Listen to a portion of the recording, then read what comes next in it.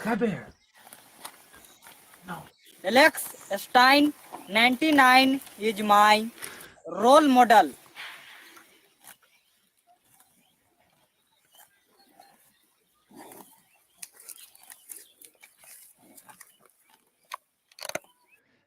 That's right. Alex Stein, 99, is a role model to many. That's right. Alex, pimp on a blimp, prime time Stein is here in the house on the Crigler Show. Welcome to the show, Alex. How are you, sir? Wow, Adam, it's funny because that video is actually old. This is what I want to say to the people watching. I just got to start out. I'm not a role model like Charles Barkley said. I'm stealing his shtick. I am not a role model. You do not want to be like me. Now, if you do want to go talk, crap at a city council meeting, do that. But do not follow my lead. I am not somebody you want to be like or emulate whatsoever. That's a good way to start the show. Well, I mean, it has to be true. I'm a mess, dude. I wear women's bathing suits to city council meetings. You do not want to be like me. You want to be the opposite of me. You want to be a normal, sane person. Let me fall on all the arrows and take them for you. You know what I mean, Adam? Yeah. Well, you said something on one of your shows about how you do the crazy so that the other people don't have to be crazy. I like that. Well, I mean, okay, seriously, though, on a serious note, the world has gotten so crazy that I'm a crazy person, but everybody's crazy now. Like, sadly, like, even a normal person is crazy. Like, I remember when, now I guess the Roe versus Wade is the new big distraction, and now, it's Right. pro-abortion. But this is why this is a psychological operation. It's because for the last 2 years, you've had every single conservative, saying, don't infringe on my rights. No mandates. I don't want the government telling me what to do. Right. Now it's those same people that are saying, well, I do want the government to step in and I do want to stop abortion. Now, obviously, I think abortion is terrible. But what I'm just trying to point out is that it's going to make everybody on both sides look hypocritical. All the people that are like, you got to get your vaccine. You got to get mandated. Now, all of a sudden, they're like, you have Chuck Schumer that's saying, we don't want the government involved in a woman's health decision. But for 2 years, you guys have been making the health decisions for us. So it's what's going on right now. It's actually a distraction tool to make us all look like hypocrites. So the other one can argue against the other person and have, a burn. Oh, well, you said this. You said you didn't want that. You said you don't want, you're a conservative. I thought you don't want the government involved in people's decisions. So now it's really, for me, a conspiracy theorist, tinfoil hat wearing, card carrying conspiracy theorist. I look at this and I don't even really consider myself conservative. I consider myself a populist. I'm obviously more conservative than, loony liberal. But I guess my point being is if you cannot see this from a mile away, we have massive inflation. We have sex trafficking and drugs and fentanyl rushing through our border. Our country is going to hell in a handbasket, and people, the bomb that people want to die on, or the hill, that people want to die on, is abortion. This is just a pure distraction from our actual problems, Adam. And it's really sad because I'm a comedian. I like to joke around. But the fact that everybody can't see this is just some desperate ploy to get us totally distracted and fighting with each other so we don't actually fix the problems. That we have a president whose son has sold us out to Ukraine, who smokes crack, which is actually kind of cool. I like that Hunter Biden smokes crack. That makes him more endearing to me. It makes him seem he's honest with it too, isn't he? I think there's a big misunderstanding about this whole Roe v. Wade thing, because the law in itself, well, that's the problem. Supreme Court doesn't make law. And Roe v. Wade being overturned, if they do in fact go through with it, all it's doing is returning the power to decide back to the states. So it's not necessarily saying abortion will just be illegal, because people can, if they want abortion to be legal, they should make sure that their state representatives are representing what they want done in their own states, because we are the United States, not America. I mean, it's these United States with emphasis on states separately, but we're united and we're going to work together. It's like the original NATO. So we're kind of there's a confusion that people are saying, well, now abortion is just going to be illegal everywhere, when in reality it's still going to be legal in certain places, California, Oregon. I can't name all the places where it's legal. All the liberal crazy places, but I have to cut you off. Basically. Have you seen where Gavin Newsom has done his press conference, and he looks like a villain, but he's loving this because now he's going to get to have more abortions. So people, you're going to still get your abortions. That's the thing, is we can't see the forest for the big tree in front of our face. That's why I'm trying to tell people it doesn't even matter if it's a federal law. You're going to be able to go to a state that's not too far away and get your abortion. And you know what? And they say, oh, if it disproportionately affects poor people, then they have their baby. Well, good for those poor babies. I guarantee you every single poor baby that gets born will be happy that they're born. You know what I mean? So what I'm trying to say is stuff disproportionately affects poor people anyway, because you have 1% of the population that owns 99% of the wealth. So there is no middle class. So they try to give us this impression, oh, there's a middle class. You have BlackRock. You have these companies that are buying all the single family homes, price gouging the single families from even being able to get a house. That's a real problem, Adam. But oh no, Agreed. they're gonna make me where I can't have an abortion. You know, and it's just going to be another meme. It just sucks. It's really frustrating, honestly, Adam. Well, and not to mention the 80,000 pages that was just released yesterday that basically blew up the entire narrative. Now, I know that from you talking on your channel, you know specific things can't be talked about on YouTube. Duh. Dude, But, I can't even believe you bring up the 80,000 pages. That's the extent of what I'm going to say. Yeah, no more. That's all I'm going to say. But seriously, and this is all we'll say, is it's safe and effective. Make sure to get your booster. It's the best thing ever. But just the thing is, it's very convenient that data dump comes out when the abortion dump comes out. Yep. Just another tool to distract us, and it's very in line with what's happening now with Elon Musk. See, they give us the impression now that Elon Musk has Twitter. Oh, we're gonna have free speech on Twitter, but then the Ministry of Truth, the disinformation of the Department of Homeland Security Bureau is coming out, which they had been planning for months in advance. So it's just another typical example. They give us an inch, but they're going to take a mile. So I would tend to say, as a conspiracy theorist inside of me, if you guys think you have the impression that you're going to have free speech, it's going to be less free speech. It's going to be worse. Just like when Trump got in, that's when they took out Alex Jones, because it emboldens people to actually take charge and I guess tie up the loose ends that can, affect freedom of speech. So now they got a disinformation board. Yeah. Well, they learned from Hillary how to tie up loose ends. So, well, you bring up Hillary too, because I've been getting a lot of heat because I've been kind of bashing Trump a little bit. And I love Trump for the guy that he is, and I'm actually happy now with this Roe versus Wade thing. That's a little check in his box for, I guess, putting in a justice that would, vote in favor of that. But we know Hillary Clinton is an evil person. When her husband, this is just what we know, when her husband spilled mayonnaise on Monica Lewinsky's dress, she went after Monica Lewinsky. She went after other women that Bill cheated on. So that's evil just in its sense that she wouldn't even divorce him. But we also know Bill Clinton was on the Lolita Express 26 times without a Secret Service, going to Epstein Island. And Donald Trump said, you'd be in jail. That's the biggest thing, Adam, is that he never threw that bitch in jail. That's what pisses me. I mean, and the WikiLeaks gave Trump the presidency, gave Trump in 2016, and he didn't pardon Julian Assange, yet he got Jared Kushner's What's dad up with out. that? That pissed me off too. Yeah, I definitely. Julian Assange should. And actually, there's a petition just to let everyone know that Stella, his wife, now wife, is sharing around. I just retweeted it earlier today. So if you check my feed on Twitter, you can find it. And it's just a petition to try, because he hasn't been extradited yet. The courts ruled that he will be extradited, but it's still going to some sort of someone who has the sole decision to basically either allow it or to overturn it. So it's not too late, but it is a frightening time that we live in, that someone, I see this, the person who leaked the whole Roe v. Wade documents, people are like, they're mad about the documents, but not about the person that actually leaked stuff. And I wouldn't be surprised if they're celebrating that. And yet most of those people probably think Julian Assange is some sort of evil person. It's like,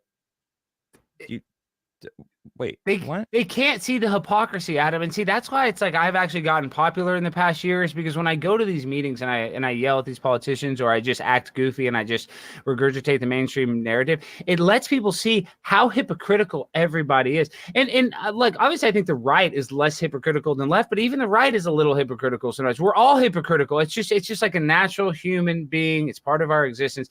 But the hypocrisy has gotten so blatant. If people cannot see it now, Like I said, for 2 years, they said, oh, you got to do this. You're going to lose your job if you don't do X, Y, or Z. And now Chuck Schumer is saying, oh, we don't want the government involved in our medical decisions. And even Gavin Newsom said, oh, this is all about control. Well, the whole government is about control. The government is a people control machine. That's all they want to do is control us. So how can people not see that? It's like I've been banging my head against a wall. And I wasn't awake to all this that long. I probably didn't get really awake, I'd say, till about 2016, till about when Trump got into the presidency. I was asleep too, because I was under that mass formation hypnosis like everybody else is. I got to get a job. I got to pay my bills. I got a girlfriend. I got, X, Y, Z. I want to get drunk. I want to get high. I want to, you know what I mean? I didn't have my hat in the ring. I didn't care. I didn't, it didn't affect me. I was like, grew up with my dad telling me, don't talk about politics. That's gauche. That's bad. That's kind of, unbecoming of a gentleman to talk about politics. And I think that's how a lot of people were raised. But really and truly, we need to be talking about politics, and not just at the president level. We need to be talking about at the lower levels, about these school boards, at these mayor races, because George Soros, all these evil people that are putting the district attorneys. Listen, my family, we're in the bail bond business, Adam. You probably don't know that much about me, but in the bail bond business, you get people out of jail and you're responsible that they go to court. And if they don't go to court, you lose the bond amount. And see, the reason why you look at cities like New York City, Los Angeles, and Chicago especially, they have gotten rid of the bail system. So criminals know that the same form they can sign to get a public defender, they can sign to get it called an ROR bond, or release on own recognizance. So these criminals are able to have 17 prior offenses, like a guy in New York rubbed poop on a girl's face in the subway, was out the next day. A guy in California, there was 17 prior arrests, murdered a 23-year-old UCLA grad student that worked in a high-end furniture store, stabbed her to death. These are people that normally would have bail bonds and that would be in jail if there was actually a system to keep them in jail. But because they're letting people out, what it does is it affects you and me. It affects people that are actually going and working and trying to be a good, outstanding citizen, because these criminals know, oh, well, Texas is tough on crime. Well, then I'm going to go up to Illinois. Oh, New Jersey's tough. Not that it is. Then I'm going to go to New York City. I mean, these criminals are not dumb. People don't realize when you go to jail, that's like a crime school. You know how you go to college, you learn how to be a liberal arts degree. Well, when you go to prison, you get your crime degree and you learn how to do other crimes. You might go in there for an assault because you're a drug addict, and you might learn how to do drug dealing or fraud. You might learn a guy that has a drug dealer that has a plug, and next thing you know, you're a drug kingpin. So we got to really we have a crooked system that actually encourages people to be bad and to demoralize these cities. And that's why America is going downhill. And I think New York is a perfect example. It's like you look at 9/11. After 9/11, America got behind New York City. Actually, I would say that 9/11 was the worst thing ever, but it brought us together if it did anything. It actually brought the country together. Everybody had flags in their front yard. Now that same flag would be considered a white supremacist symbol. But what I'm trying to say is, back then, yeah, there you go, Adam. You're all right. That's you better burn that thing. Okay, but I'm being so long-winded. I need to let you speak. I'm just trying to say. I just want to make my point, though, is the world goes the way of New York City, and especially like not necessarily Los Angeles, but that's a major city. So if they're letting New York City burn down and become a hellhole, that's what they're doing to the rest of the country, just slower, Adam. I 100% agree. Did you see the DA of Los Angeles let the guy who attacked Dave Chappelle out? Yeah, not going to charge him. Not even letting him out. He's not even being charged at all. Yeah, he had a gun, he had a knife. Like, it reminds me of the whole Will Smith thing. I don't care about it per se, but it's like they want the people who are speaking out, speaking jokes that offend, to be like they're projecting that it's okay to attack these people. You, for example, your comedy is genius in its way, because it is very smart. You're taking the issues that you see that are important to like throw in front of everyone's faces. Like you said, it's like you're kind of using the mainstream narrative in a crazy way to show how crazy it is. And that kind of comedy, that's why it was getting viral, because people are like, look at this guy. He's all of us right now, making fun of this crazy shit that we're seeing. They're trying to make it okay for someone to be violent against someone like you, who is making waves. You've got many viral videos over the past couple months of you calling out, and you guys are friends. I don't remember the other guy's name who. Cassidy Campbell, yes, he's a very yes. He's awesome. Okay, well, real quick though about Cassidy, you know, he had a big channel, over 1 million subs, and then he started to kind of get based in reality, and like his channel was kind of dying, and then he realized, you know, doing what I'm doing is regurgitating the mainstream narrative, and I didn't create this adjective. It's called culture jamming. You just take the most absurd parts of our culture and you jam it in people's face so that they can see how absurd it is. And so when I started doing it, you know, I started to get one of my first big speeches was actually an abortion speech when Texas signed the heartbeat bill banning abortions after 6 months. And I said a speech like, all these people were so mad about abortion. And so I was like, I'm going to go there and act like I love abortion. I'm so mad that I can't do it because I just want to sound like these crazy people. Sky Bear, shut up. Sorry. My cat's going crazy. I want to sound like these crazy people that just sound like lunatics that are just defending the murder of babies. That just think it's like healthcare. Oh, that's women's health rights. Like, for what about the baby's health rights? So then my buddy Cassidy, we started kind of collaborating on some videos. He started doing it too because sadly it's kind of a hack material, Adam. And people are like, "Are you mad? People are copying you?" No, I want this to be like Fight Club. I want everybody in every city going and calling out these mayors, even if they have to talk seriously. I just want people to stand up and actually let them hear our voices, because I'm telling you, it makes a change. Like there's in Plano, Texas, a guy that'd been a council member for 6 years. They changed the meeting. They were actually thinking about getting rid of the public comment. But in 2019, it was actually a Supreme Court thing saying it was like House Bill something in Texas. I forget, it was like 2419 or something, said that you have to give the public a platform to speak. Yeah, voice. Yeah. And so what happened is when you in Plano, I went there. We had a bunch of viral videos. They were like, "Oh, well, it's making Plano. It's embarrassing us. So we're going to get rid of the public comment and do it once a month on a special meeting that doesn't have to be filmed." And then one of the council members stood up, and I'm in the meeting. I had another video that got like 500,000 views because I call them out. I'm like, "You guys are cowards. You're scared," because they put the public comment at the end of the meeting and they made it 1 minute instead of 3, like trying to limit, which was dumb because then we were in the parking lot waiting for the mayor to get out because it was at the end of the meeting. So he realized, oh, this is stupid. Let me do it at the beginning. So I guess my point being is at the beginning of the meeting, when one of the council members was like, "This is my 6th year on the council, and we've been doing it this exact same way for 6 years. And this guy's come here 2 months in a row, and now we're going to change the whole meeting." So with all that is, guys, you can affect it. Literally, like, it doesn't even have to go viral. If you get in these people's heads where they're like, oh, they feel any sort of pressure, because most of the time, all these politicians, when they get elected at them, there's people just kissing their butt, just. So as soon as somebody doesn't, as soon as somebody starts giving them, the business, as I say, or realizing that these politicians, they work for us, we don't work for them, their whole attitude changes. So I, like anybody watching this, I'm telling you, go speak at these meetings. Even if you speak and you say something serious, it doesn't matter. Just as long as like it's passionate, it's heartfelt, and it will make a difference. And they might not do it the first time, but if enough of us do it, if enough of us stand up, they can't not notice us, Adam. Yep. Yeah, I love it. I agree. I mean, changing at a local level is really the key, and getting involved. I was just like you. I didn't pay attention. I was just trying to not necessarily get a job, but like just get by, take care of my finances as best I can, get a girl, like live my life, not really paying attention to the political world because I'm like, I'm not a politician, whatever, and it took me until 2020 where I was like, all right, I really need to pay attention to this. If I'm not a part of it, I need to at least understand what's going on, know what I'm voting for. And I've realized that on the local level, it really is the most important level because it affects you directly. But I want to actually talk about you a little bit.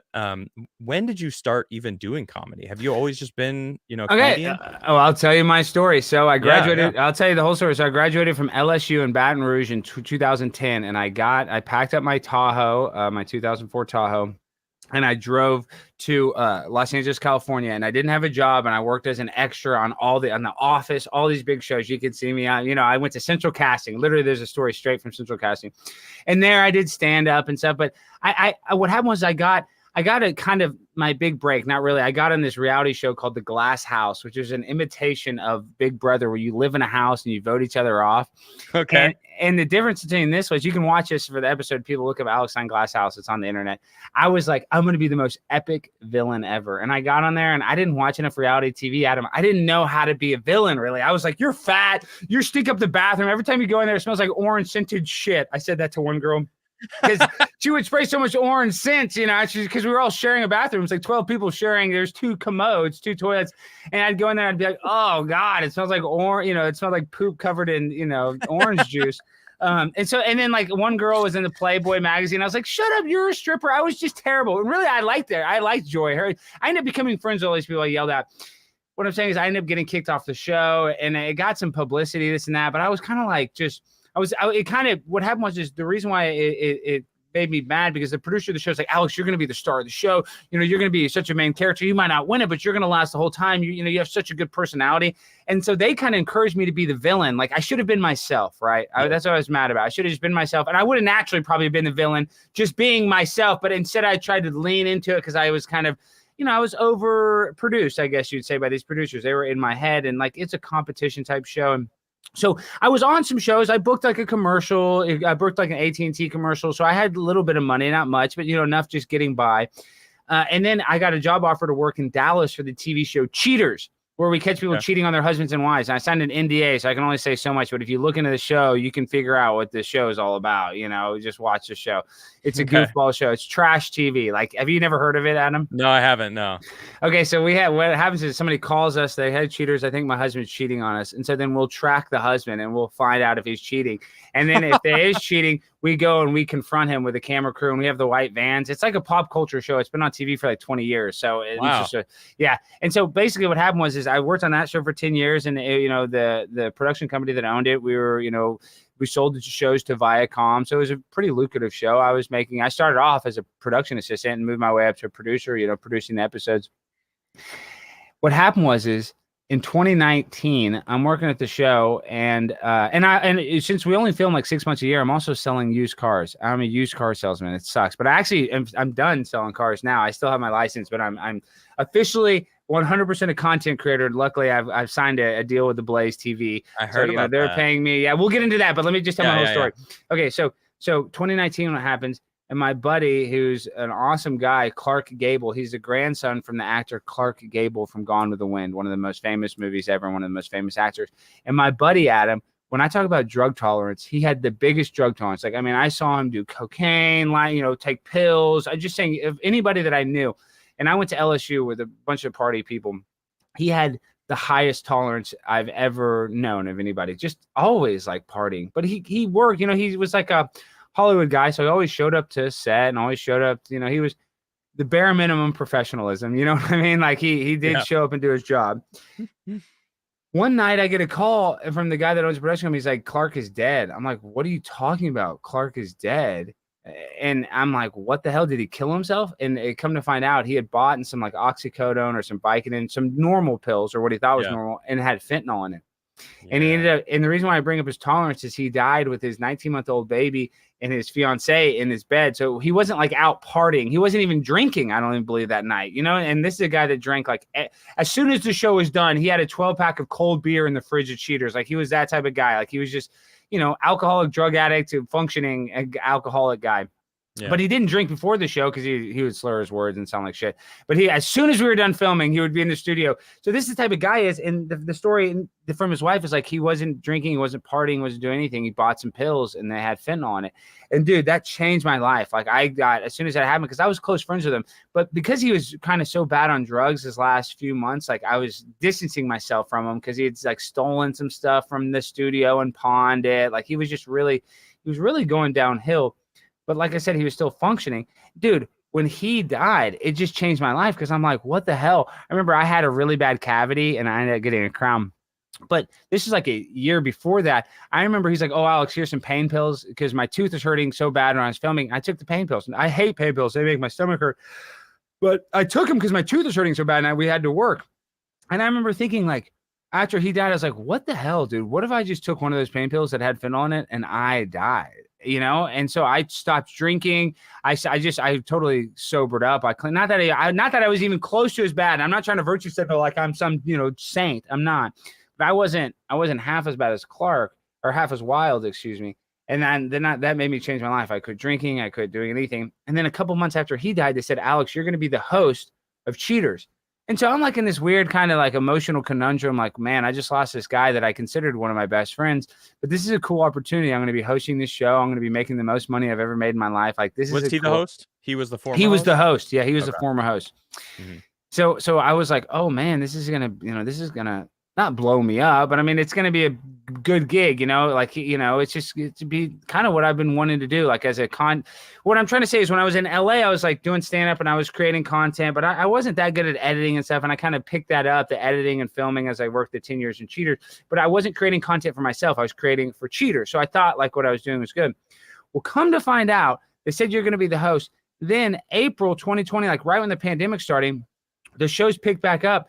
They go, Alex, we decided to go in a different direction. We hired this 52-year-old black dude from New York called Peter Guns, thinking that like, because he's different, because Clark and I were both like 30-year-old white guys. So I was kind of, the reason why it made sense, because I'm kind of similar to him. And, you know, we kind of have similar, different personalities, but like it kind of made sense because I've worked on the show so long. I know all the, what to say and all the stuff, how to confront him.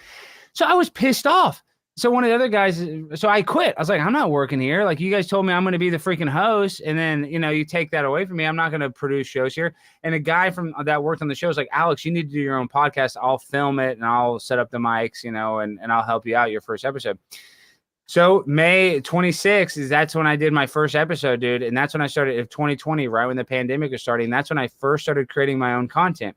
Yeah. And how the story goes is, you know, I was doing a podcast and, you know, I was getting, you know, I had like 1,000 subs within the first month. So that was really good. I was actually surprised that, you know, that was pretty fast.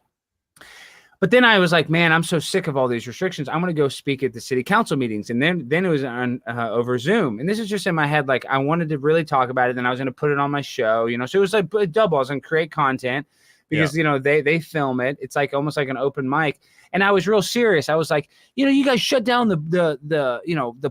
they shut down the public restrooms at the park at Bachman Lake Park, the park I walked to. These are open air bathrooms, and then put in porta potties. So I remember saying, like, there's this 81-year-old dude with a colostomy bag named Rudy. He stopped walking there because he's like, yeah, I don't like changing my colostomy bag in a porta potty if I ever have to go. It's just, you know, it's like unsanitary. And so I'm like speaking to him like, you guys are da-da-da-da-da. You got to be based in science. You know, this is a blah, blah, blah. You know, I gave him the whole conspiracy, you know, theorist, you know, tinfoil hat. Like, you know, I gave them the business. Dude, they looked at me like I was a jerk. They looked at me. They didn't even give me the time of day. Just like, whatever. Then I realized, man, I'm going to go and I'm going to act a fool. I'm going to try to, these are NPCs, non-playable characters in the simulation of life. They don't want to come down and get in the mud with old Alex Stein. So I was like, I'm going to be like Tom Brady, hut, and draw them off sides. And that's when I started. And one of the first ones that kind of, I mean, it didn't go semi-viral, but it got like, you know, probably like 30 or 40,000 hits. And that was big for my channel. As you know, I talked about how we have the first we should have, when Johnson & Johnson came out, our mayor is named Eric Johnson. And I said, oh, Eric Johnson, it'd be really good if you had a free vaccine pop-up clinic on Cedar Springs, the gayborhood of Dallas. And you could say Eric Johnson's free Johnson & Johnson, because the gay community would love the double entendre. And since you're the first openly gay mayor of Dallas, they would be, you know, they would like it. They would trust you. He's not openly gay. He's a black dude with like 3 kids, like happily married. And I could just tell he didn't like that. He was like, you could just tell, you know, especially in black culture, they really don't like being, you know, labeled as, with all the down low brothers and all this. And so then I was like, oh man, I'm going to take this to the next level. You know, then I started, you know, kind of inserting that he needed to lose weight. I remember like, I spoke serious about how if you're, you know, and I need to lose some weight too, but I talked about how, you know, the heavier you are, the more likely you are to die of COVID, and like mentioned Eric Johnson, you know, and he's like, oh, this is the guy that called me fat last week or last month. So that's when I realized, Adam, man, I'm going to go and act a fool. And I'm already insane. But my point being is that if you go there and you speak earnestly and you give them facts and you tell them stuff that's, you know, scientifically proven, and this doesn't stop the spread or blah, blah, they're not going to listen to that, because they're bought and sold by Big Pharma. They're by, you know, they have the county judge, whoever, you know, whatever, the county health inspector, they're going to listen to them. They're not going to listen to the kook yelling at them in the city council meeting. So I was like, well, then I'm going to lean into the kook character.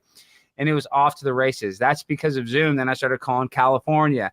One of the big ones I called Mayor Ted Wheeler in Portland. I've been. I remember that one. Well, and see, and that's another one. And Adam, so that affected him. Now he does less public comments, and they only take like 3 public. They used to take like, as many as they could. Now I think they get like only 5 people per meeting, and so now I can't speak to them till June. So these people are shook. And one of that viral videos, like I'm sitting in a car with a mask on, talking about how I love the vaccine and how it has the best fentanyl, but my dealer won't get vaccinated, and how I've been living in my car for a week, and just embarrassed them. It gets shared by Andy No and all these people.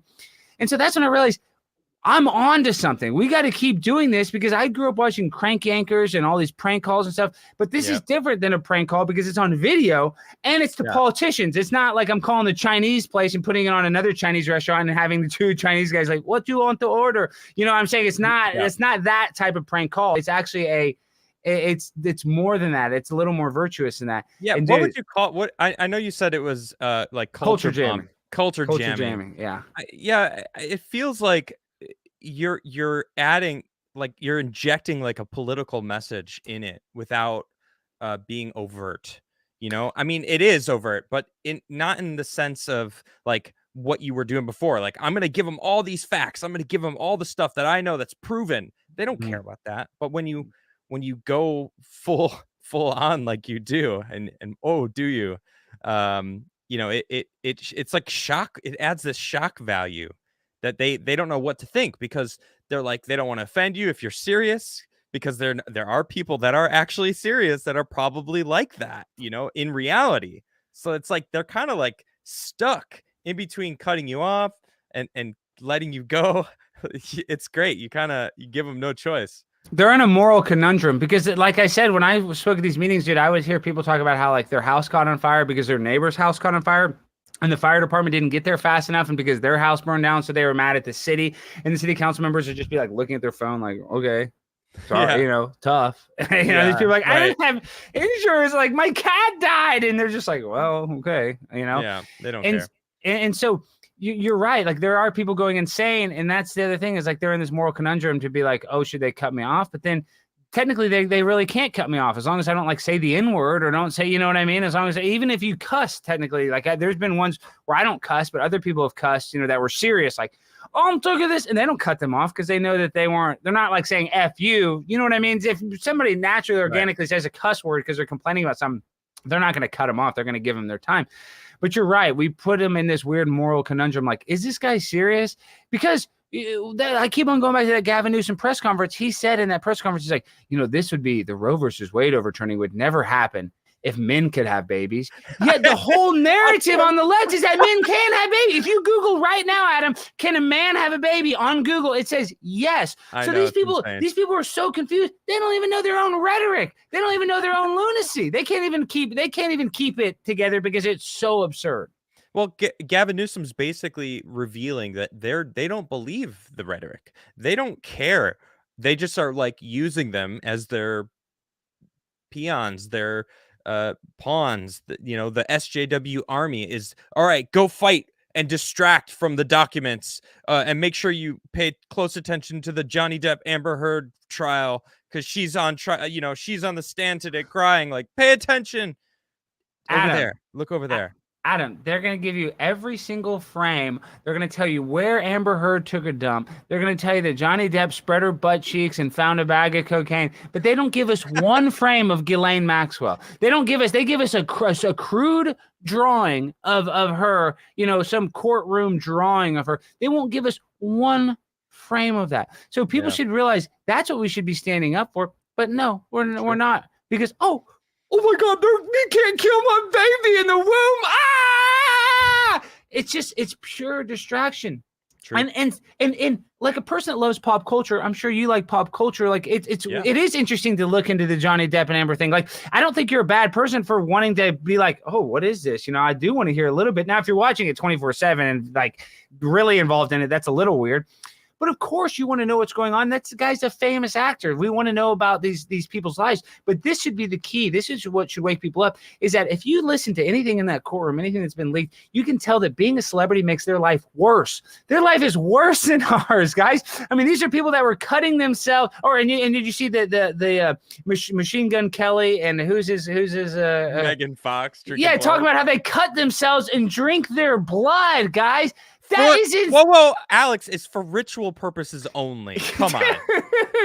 Just think about how I'm saying these people have all the money, all the fame they want. So now they have to come up with crap, cutting themselves, doing rituals. That's like the Marina Abramovich is spirit cooking. That's why these people do all this crap, is because they already have everything that like you and me, like you think you want the fame, you think you want the unlimited money. But what comes with that is you literally, when they say you sell your soul, you sell that good part of you, that pure part of you. And now the only way to get high is to cut yourself and lick the blood off another human being. That's the only way you can ejaculate or whatever ritual thing they're doing. Obviously, it's some sort of sexual thing. So what I'm trying to say is these celebrities, these people that we like look up to, their lives are worse than ours. And I think a politician is no different. Like this Madison Cawthorn guy, I feel bad. He's getting this drip leak where they're screwing him up. Everything I've seen so far has been kind of weird, a little homoerotic stuff. I have friends that do kind of homo stuff. Doesn't mean he's homo. Yeah. But I guess what I'm trying to say is these politicians, doesn't matter if you're a celebrity, you're a politician, you're probably a bigger degenerate than the guy that works at Chipotle rolling your burrito. That's a good point. Yeah, that whole Madison Cawthorn stuff, it's just like everything I've seen. Now, I'll be honest, I haven't really looked. Yeah. Because I whatever, but everything I've seen is just silly. Like, I guess he wore some crazy clothes. I mean, I know someone like that wore women's oh, it was you. Yes. It was you. He's just being like a frat guy. You know what I mean? Yeah. In a frat house, there's guys spanking each other in a football locker room. You spank each other, and I'm not saying that's a good thing to do. I mean, I'm just saying it's not that big a deal. You do some homoerotic weird stuff with your boys. That sounds weird coming out of my mouth. I'm just saying it's a little more normal than people think. Because that's the other thing. All the people on the left are like, look at this guy. It's like, you guys are the ones that are all gay. Why are you guys bugging on him for being gay? Shouldn't you guys be celebrating? You're trying to normalize this. Why are you upset? I mean, this is him grooming himself. We should be celebrating this guy. It just shows how big of a hypocrite they are. They're like, look at this, like the what is it, Patriot Takes or whatever, who they always get mad at if somebody says any anti-gay statement. And then now there's like, Madison Cawthorn's wearing like drag and he's like humping his friend or something. And they're like, look at this. It's like, shouldn't you be celebrating this instead of like exposing it in a negative way? It's just more hypocrisy. Yeah, because all they want to do is just keep those emotions spinning and enraged. They got it because anger is the quickest emotion to fade. So they have to keep whipping that emotion up, like keep getting mad. Oh, what else should we bring? Leak those documents. Let's piss these people off. Keep them enraged. Adam, it's called trauma-based mind control, and the reason why they do that is they constantly use trauma to put you in a state of fight or flight. Because when you are in that emotional state of fight or flight, like I said earlier, you can't see the forest for the trees. You're just reactionary. You can only see like an inch in front of your face. You're like, what? So they can constantly keep you in this where you're having, constant cortisol, the stress hormone. Every time you turn something on, you're going to get, and then you get addicted to that stress. And then you almost crave it. Then you got to go online and you got to find something to fuel your hate because you're so addicted to it. You don't want to withdraw from that cortisol. And that's really what we're under now. You look at CNN. Guys like Brian Stelter and they hate that their CNN Plus has failed because it just makes them look terrible. They don't have a platform where they can even spread more of their 1 million Americans dead. Literally, when you're just imagine this, guys, you're watching a show and every second is a scroll of how many people are dying.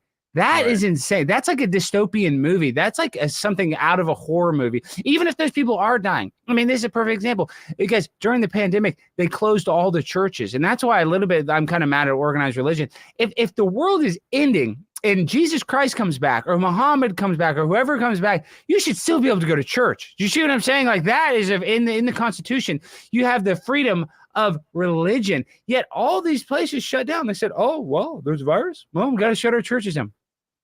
That's where we're at. The people that won't even take advantage of their freedom of religion, they will they will literally stop expressing the thing that you would need most. And I'm not even a real religious person. I'm just saying the thing that you would need the most during a pandemic is, your Lord and Savior. They shut that down. So how can people not see this is not this is about taking away freedoms under the guise of safety. And at the end of the day, we will not have freedom and we will not have safety. We'll have neither of them. So I always try to think, how do we get out of this? How do we move forward? And you're doing, I feel like you're doing half of the battle, bringing awareness out and trying to wake people up. Cause that's like one half. The other half is like the individual battle, where each individual person kind of has to step up and do something. What do you suggest? I always like to ask, like, what would you suggest for like the average person to help get out of that, if they have a friend who is enraged all the time because they're constantly addicted to being angry, and how do you reach someone like that? How do we move forward? The first thing is we need to do is light exercise. And I'm not saying I'm some fitness god, but that is the first thing. Everybody needs to go walk minimum 45 minutes a day. And if you want to do some light weightlifting or something, that is the first and foremost people need to do for themselves. And like I said, you don't need to go bench press 500 pounds. You don't need to get under a squat rack. Go do a set of yoga. Do some slow yoga. Do something for your personal health and wellness. Go outside and get some vitamin D from the sunlight. This is the whole time that nobody even suggested going outside and going for a walk. So that would obviously that's not going to fix all the geopolitical problems that we're having by going out and getting some exercise. No, but that's I love the first that. thing. But that is such a immediate impact for the individual. That is probably the best step one that I've heard yet, actually, because people don't realize how much sunshine really gives you a boost.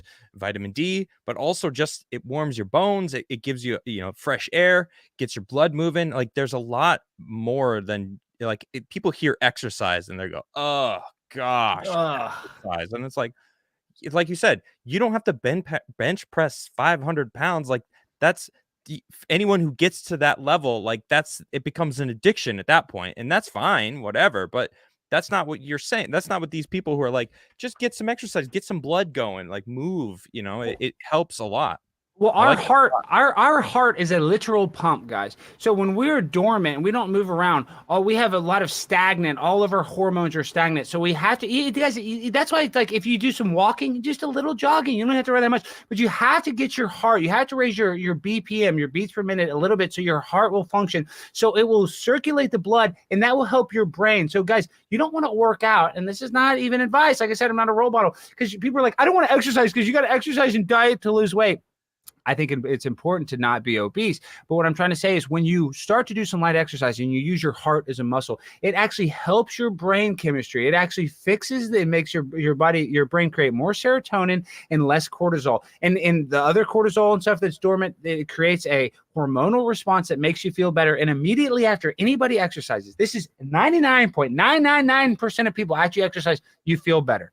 It's impossible not to do exercise and immediately feel better. Now, before the exercise, you feel like crap. You're stressed. You don't want to do it. Right. But I'm telling you, nobody's ever done a yoga class and after it, I mean, people have been really tired, but you feel better. Like after a walk, you feel better. So it's that immediate brain chemistry. That's what's going to help fight your depression. Now, not everybody wants to do that. I mean, that's the sad thing, is like people don't even want to do the bare minimum. So if people won't even do the bare minimum, go on a walk for 45 minutes, how do you expect them to fight the multinational corporations that are ruining our world? Because that's really, see, Adam, and that's really where we're at. This is the problem too. This is how you say, how do you fix a problem? This is our biggest problem, in my opinion.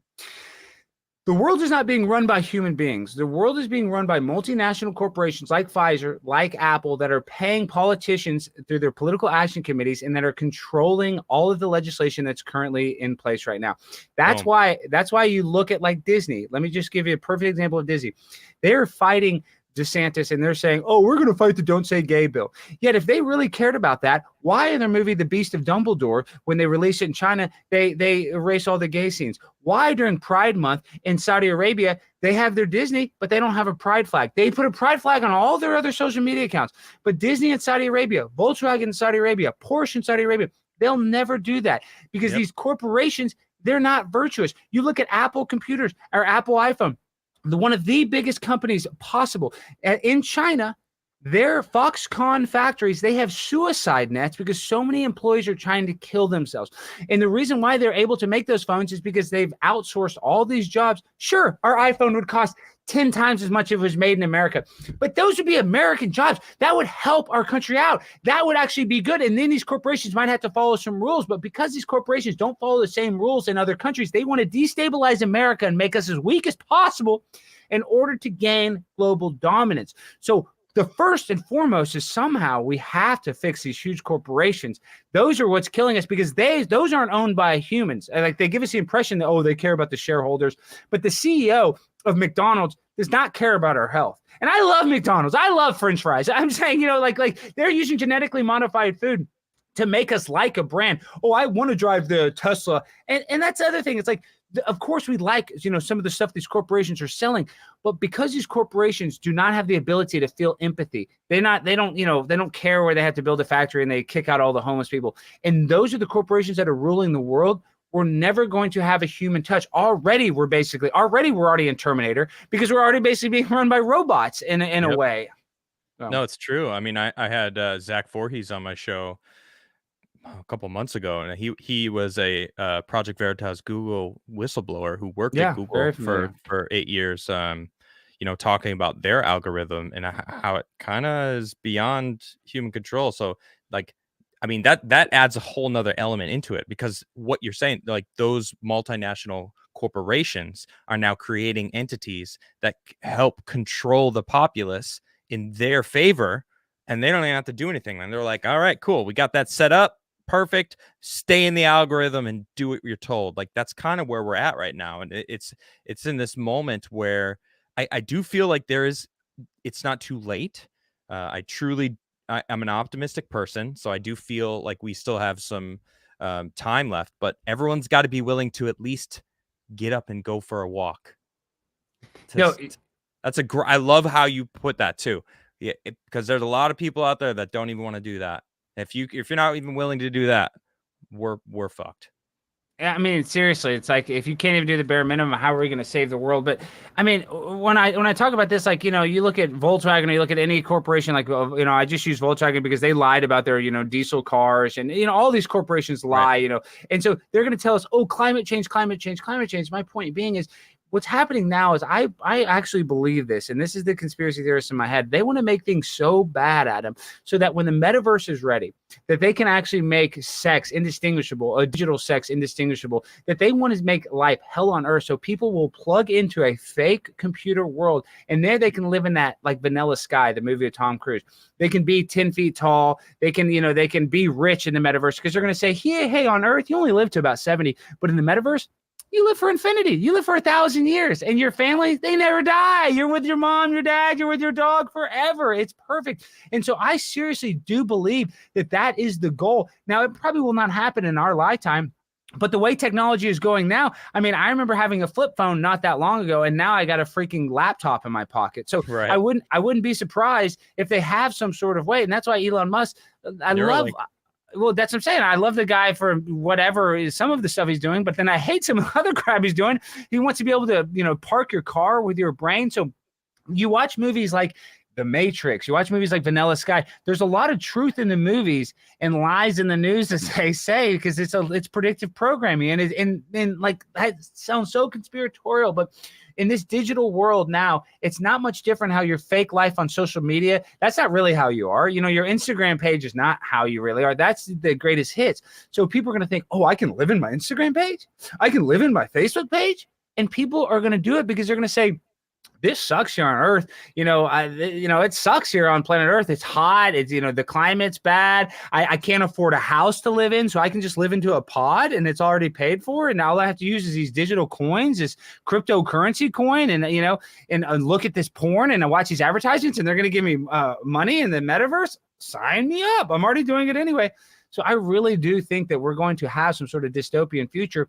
And so like you saying, are we hopeless? No, I don't think it's hopeless, but I think it's going to be hopeless for some people. It's just like the abortion law. these people are like, oh, there's abortions get rid of the Roe versus Wade. People aren't going to be able to get abortions. False. There's going to be states where you're always going to be able to have an abortion. And there's going to be a future where you could always kill yourself and plug into the metaverse. And there's going to be a future where you can go live on your own and you can be a homesteader and you can create your own reality. And you don't have to listen to the system. You don't have to be, you know, a tax-paying imbecile.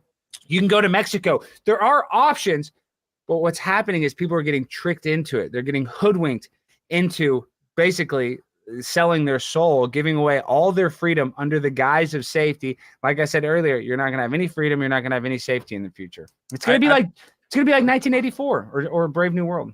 Yeah, that's true. I actually thought of something like this when the lockdowns first started happening, and they were, you know, I mean, I was on the Timcast show at the time, and I was talking to Tim about how I was joking at the time. You know, I didn't actually think this, but now I'm looking back, I'm like, man, I was totally joking when I said that they're trying to engineer people's minds to be used to living without going outside. They're trying, like, I was trying to. I love space. I love the idea of traveling space. I'm a Star Trek fan. I was always into space stuff. So I was thinking, I'm like, we're on the verge of going into space. Like maybe there is some social engineering going on to try to like condition people to be able to be in small spaces where you don't see other human beings for a long time. Space travel, you know. Now thinking about that, I'm like, okay, maybe it's not space. Maybe it's a pod where you're in a metaverse. So kind of like just mixing those two. It's like, that's really what it is. I mean, we've locked down for 2 years. You're not allowed to see other people. You know, it messes with a human psyche, you know, and children that were growing up in the past 2 years. I can't even imagine how much they've been affected for the rest of their lives because of how important social interaction. I was just talking to my wife earlier today. She went and saw a linguist, slash comedian, but he studies languages and he studies human psyche. And he was talking about how human beings are the only animal that needs to look at others to learn. They have to, that you can't just like drop a baby in a room, let it grow up, and it'll understand language, it'll understand social interactions. That doesn't do that. Every animal is going to be the animal that it is, whether or not you teach it how to be the animal that it is, except human beings. So when you teach, you know, look at what's been going on over the, I mean, it's not just the past 2 years, right? I mean, that hate, that rhetoric that we were talking about earlier about people get addicted to, that's been going on for a long time. That's not just the past 2 years. Now it's just being ramped up. Adam, the kids are the biggest target. They're the ones that are the biggest. You know, that's why, like in New York, they'll lift the mask mandate, but they're still trying to keep it, you know, for kids under 5, because a big part of the way we mainly communicate is through nonverbal communication. When we walk by somebody, we don't say hi to everybody. We kind of look at them with a smile. You know, that's just a way we communicate as human beings. But then when you're hiding behind a mask, you can't even non-verbally communicate. So what's happening is they are trying to make kids' lives as terrible as possible. And that was happening with us. That's like why you just got to look at this number. People are saying, oh, Alex, you're transphobic. No, I'm not transphobic. If you're an adult and you're trans, that's cool with me. I don't care. I'm a libertarian when it comes to that. And like, you know, if you're gay, I think that's cool too. I don't care. I'm not, you know, some person's like, oh, you're gay, that's bad. I think that's fine. Yeah. What I'm trying to say is when you look at the numbers from the 80s and 90s of the gay community and how many people have transitioned their sex, and at the ages they've done it, it's up like 40,000% for children that are under 18 years old. In the 90s, there used to be like one gender reassignment clinic because there is a small population of people, it's like 0.1% that are born intersex. So parents have to make a tough decision at birth a lot of times where they have to have a gender reassignment surgery and get gender hormones. That's why that technology, and that's why we have that sort of medicine, because that's a real thing that does happen. People are born that way. But because of social engineering, now in the state of Texas, there's like 19 clinics where you can get a gender reassignment surgery under 18.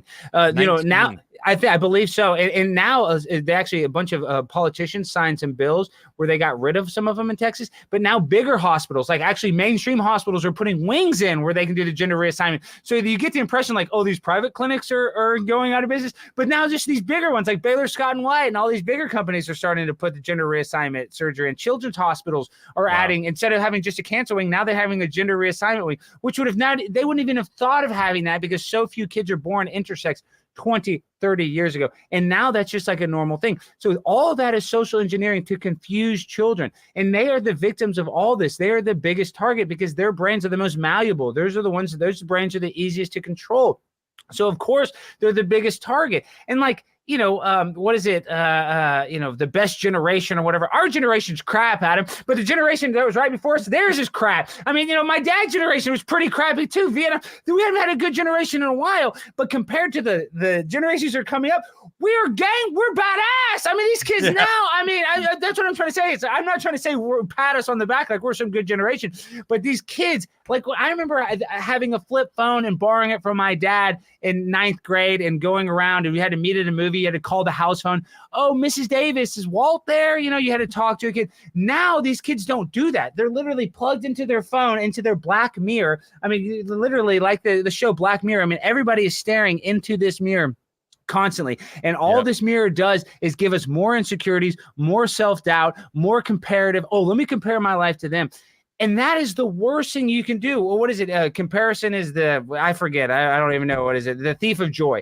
Comparison is the thief of joy. If you guys compare yourself, there's always going to be somebody doing better. But then if you compare yourself to the people doing worse than you, that can make you feel a little better. So my point being is that's not a good thing. We really just need to take ownership of our own lives and worry about our own crap instead of instead of like, oh, well, I'm better than him or I'm worse than him. Because this is why, Adam, this is another thing. This is why one of my biggest things that I like to talk about, and I guess I don't talk about it too much, but one of the biggest issues when I talk about the multinational corporations is the problem is of materialism. People in our culture, especially in America and this culture is worldwide, we put our ego into inanimate objects. As a car dealer, people are like, I got to have this car. I got to have the 2019 Tahoe. Yet that Tahoe, as soon as you get it, if they get a little door scratch, they're like, oh man, I got my scratch my car. It actually makes your life worse having that nice vehicle. Like a car is just a tool to get from point A to point B, but we don't have a utilitarian mindset. We have this materialism mindset where if I'm not wearing a Gucci belt, I'm not cool. And these kids are more materialistic than any generation ever. So you can just judge a generation by how much they care about material things. And the more you care about inanimate object material things, the more screwed up you are and the more confused you are. So that's really where life goes. I love a thrift store. I don't think, but if you said, oh, you go to a thrift store, that's lame. We should be the opposite. There used to be, I'm saying you just look at like wood crafting. Now you go to IKEA. I actually just made we got to talk about this. I'm the plant-based pimp. I do food reviews. I don't eat meat. So I go and I review plant. Yes, Adam, we're vegetarian brothers. But so I was out in Phoenix, doing some stuff for Turning Point USA. My hotel was literally like next to IKEA. It was like just right across the highway. It was like 0.4 miles. I was like, all right, well, I knew they had this plant. I review foods and like I'm almost running out of fast food plant-based options. There's only so many. I've reviewed them all. But I was like, oh, they have these plant-based meatballs at IKEA. Now, I don't really shop at IKEA. They were good. Oh, they're delicious. They're have them often. Yeah, they're delicious. But this is my point about IKEA. Dude, you walk into IKEA, that is the dystopian future. First of all, one of their slogans is broken is beautiful. Like you have to buy this thing, you have to put it together, and it's like this cheap, flimsy wood. Now, if you go to any thrift store and you see the furniture from the 80s, 90s, 60s, 70s, it actually had some engineering, it had some depth, it had quality and richness. It lasted that long. Do you think people are going to be buying IKEA bookshelves in 30 years from now? No. It never make it that long. So that shows you the quality of crap we're producing. We are producing crap. Yep. And that is the type of human beings we're producing. It's IKEA is a direct reflection of the future of people that we are. And you go in there, and half the crap you get, you can't even put it together. By the time you're done putting it together, you're like, why do I have 12 bolts left over from this? Like, what the hell? Like, what did I do wrong? Well, you did something wrong because you're not a carpenter. You don't know what the hell you're doing. You shouldn't be building furniture. You should leave that up to the pros. But that's what we're doing is we are having unqualified people doing crap they're not qualified for, making crap and regurgitating it. And it's just, and crap rolls downhill. And sadly, our children are taking a lot of the crap that our generation behind us, generation before us, is just laying on them. I really feel sad for the future of our youth. That's not hyperbole. Alex, I just I had to do this. I just reached over and I had to go grab my extra microphone just to drop it. I love it. See, that's creative. Well, dude, my friend, you have been just I don't think people realize how for lack of a better word, based you are. Like you are very in tune with the state of the world, and you know a lot of people see your comedy, which of course is layered with truth. Like, but really, you're just kind of shining a light on the crazy narrative of the left. But your awareness that you're exuding from everything that you're saying right now is so impactful and so true, and people need to understand that. Like, the right to repair, like you're not allowed to repair your car anymore. Like you have to buy the new product. Like I've had the same phone, like this iPhone is my last Apple product. This is 6 years old now. I don't plan on getting a new phone until once this thing breaks, then I'll probably think about getting a new phone, because I need a phone, but I'm realizing I love thrift stores as well. I got this for $3. This sweater, I've had it for 13 years. Love this. Adam, I have to cut you off. You nailed it. Let me tell you something. The car is a 2001 or a 1999 Chevy Suburban is even way better than a 2021 Suburban. Even though you like the 2021 Suburban, there is literally 560 more sensors on a 2021 Suburban. So that's 560 more things that are going to go wrong. So a car from 1996 or like you look at the body style, it was like from 92 to 99. That body style has a lot less crap to go wrong. So now all this, see, that's the problem with America is it's like a Rube Goldberg machine. You know, that's like the beginning of, Back to the Future. And everybody should know what a Rube Goldberg machine is. Basically, yeah, they're great. That is it. That is the definition of what American is. We're over-engineered. I think it was please make one. I just want to say, please make one. I want to see what you do when you on make a Rube Goldberg. Please make one. It would be like me farting and cooking an egg somehow. But this is what I'm saying. All right, well, hold on. It has to start with you farting with an on egg on a candle. That's what the methane. But what I'm trying to say is Americans are so lazy. We just want something that, like, I forget what salesman said this, but if you want to sell a product to an American, just make a product that makes Americans more lazy. So that's why we have like the George Foreman grill or the, like the, Easy Mac cooking machine. But all this technology, we're over-engineering crap. Crap is over-engineered. We add all this crap that it doesn't need. And so that's why the new crap is not as good. That's why, like a car from the 90s, we could work on it. But now you can't, because you don't have the systems. You don't have the computers. You don't have the sensors. So that's the problem. It's just a perfect example. Why do they do that? Because these corporations know. Then you got to bring it to the dealer. Then you got to pay us to service it. So that is what's happening. They're making everything that was once more simple, the KISS method, keep it simple, stupid.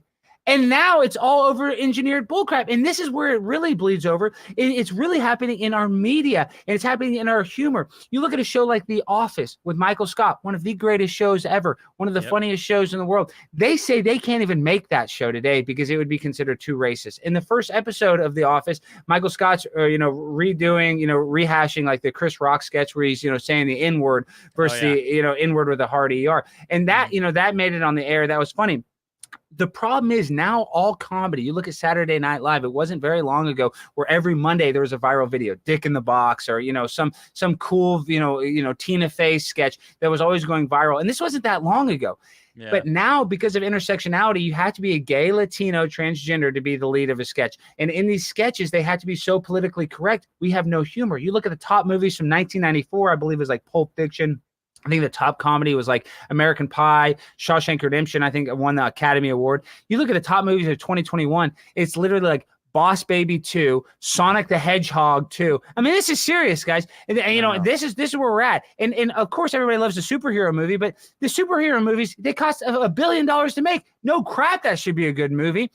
We have lost our art is degrading. Like we can't even create art, so much less a good car, much less a good piece of furniture. Now our art sucks, our comedy sucks. So that's why it actually gives me a little bit of hope. I mean, I'm not, what is it, like Hillary Clinton says, never let a good crisis go to waste. For me, the fact that they're trying to kill comedy, well, I'm going to continue to be politically incorrect, and I'm going to continue to take chances that the mainstream media won't. And that's why I think I will or have a chance to even be successful in this day and age, because corporate media has gotten so crappy and so politically correct, it leaves a huge void for people like Ryan Long, people like myself, people like Cassidy Campbell, because they can't do this humor because they have to check a box before they can even make a sketch. Well, that's why David Chappelle is still doing really well, and that's why he's being attacked as well, because he doesn't give a shit, and he's got FU money that he can he's kind of beyond the establishment. He doesn't need their money. He could do whatever he wants, and he made it very clear that he's going to do whatever he wants. When he gave up on the Chappelle Show and went to Africa for a while. But Joe Well, let me Rogan, get to that real quick. To the Go thing, ahead. that's another thing is because I've already broken myself because I wore the women's bathing suit. But see, another thing is he talked about this. No, but Dave Chappelle talked about this when he went on Oprah after. Is he was getting mad because one of the big things, you guys can look this interview up, but he talked about how he was doing a movie and they wanted him to put on a dress, and that's called buck breaking, is where they get all the top black actors and they do this to white actors and they want to put them in a dress. They want to feminize the men and they're trying to masculinize the woman because it's called buck breaking. Now, if you do it on your own, like Sam Hyde is a great comedian, he puts on a dress because he actually was a producer of his own show. I put on a dress. I'm not necessarily, nobody's like making me put on the dress. That's what's a little different when they say, why I'm technically, I guess I'm buck breaking myself. But that's what my point being why you bring up Dave Chappelle is he realized, like, what the hell, I'm getting so popular, I'm so hot, and now they want to control me more instead of giving more creative freedom, because I've obviously I've showed that I'm being successful and I'm good and I know what I'm doing. No, they don't like that. They're like, no, this guy's really hot, let's start controlling him more. That's the problem with our media and pop culture. They'll take a good thing and like, instead of turning shit into sugar, they turn sugar into shit, and that's what's wrong with the world. True. So Joe Rogan, he mentioned on his show, I've no idea who he was interviewing, but he was talking about how humans, they don't create new anymore. Creativity is almost gone. It's not gone. For example, your style, Ryan Long, he's fantastic. But we just make things better. And you mentioned something earlier. You want to sell something to an American, just make it so they can be lazier, make it so their life is easier. And we've kind of convinced ourselves that this is a good thing, right? We should make life easier for us. Now, I love air conditioning. I think we need air conditioning, and we need heat as well. I mean, well, humans have always needed heat to survive on this planet. So certain things like, let's try to make that better and more efficient. But then it gets to the point where idiocracy kind of starts happening, where we start stalling out, and we're kind of like, we already stalled, and we're in this point where it's like we're kind of stuck in this stalled state, and a lot of us are realizing that we're there, like, whoa, like this is not okay. And then they're looking around and looking at everyone who's just sitting there like this. We're in a competition to consume instead of a competition to compete and create, which is what it used to be. That's why Picasso, that's why Mozart, that's why all these amazing people that we still talk about them throughout the years, because they had to be the best ever to be remembered. And then that's what they did. They focused on that. Now we don't. Why? Someone else is going to do it. Someone else is going to save me. Someone else is going to work out. Someone else is going to go into politics. Like, let me just go into the metaverse and live an easy, simple life. You nailed it. I mean, look at what made America great. It was the Industrial Revolution. But now in this day and age, we give all of our industry to other countries. We don't even. I mean, what industry? Right. That is literally what put us on the map. Was the Industrial Revolution? Is these factories? It's that we were able to spread all over the world and create goods and actually gave us power. But now they've totally got rid of that. But it's funny you bring up the AC and heat. Of course, you need AC. And you look at all these old buildings and you look at like our history. I'm like, how did they do this? How did they fight the Civil War with no AC? I think about that all the time. But on top of the heat thing, there actually saw some video where they were talking about how they were able to, they had technology where they could get fires, and through piping, they could actually, heat monasteries, like individual rooms, to the perfect temperature, by, with vents and stuff. So what I'm trying to say is, with technology, humans were creative enough. So obviously they had ways to create fans and blow ice. Thousands of years ago, like the Romans had like a central heating design. It's like, wow, it's pretty amazing. So really, we've just kind of over-engineered it to be, I guess it's good, but then like you call the AC repairman, ABC News did a thing, and obviously I think the news is fake, but they did a thing where they had an AC repair, and they just had a small wire that was like unhooked, and it was like they called like 6 AC repairmen, and all 6 of them gave them a quote for thousands of dollars worth of fixes, instead of just one being honest, be like, oh yeah, it's like a $20 fix, I just got to rehook this wire. They all overcharge them because they're all trying to make money, because they're all opportunistic. Yep. So like that's just a perfect example. Is like in this day and age, somebody's just looking to knock off your head instead of like being this, tribal community or trying to help you. And there are some good people. I'm not saying every single human being out there on earth is an evil people. There are some good people left in the earth. But I'm a perfect example of it because I drive by a homeless person. Yeah, I give them $1 sometimes. But dude, if I see a stray dog or a stray cat, I will stop on the middle of the highway and try to go get that dog or cat because I'm almost more empathetic to them because I've been burned by humans, but I've never been burned by the cat or the dog. And so that's the problem is it's cyclical. Everybody's been burned by a human in their life. So it makes us a little more animosity. I saw your cat shove its ass in your face. I like that. I have toxoplasmosis. No, I see from dealing with the fecal matter, there's a parasite in it and it gets in your brain. It's called the crazy cat lady syndrome. And I have it. So yeah, I'm a How do you know? How do you know that? How do you know? Because I have 5 cats. Listen to this. Yes. Well, I started off with 2, and then a lot of people passed away, and I got their cats. But yes, I know that I have toxoplasmosis because I sleep with a cat next to my head. I sleep with one on my. It's insane. I have it because then I look at my dog Ginger. Come here, Ginger, and come here, Ginger. Come here. So this dog, this is. Let me get her.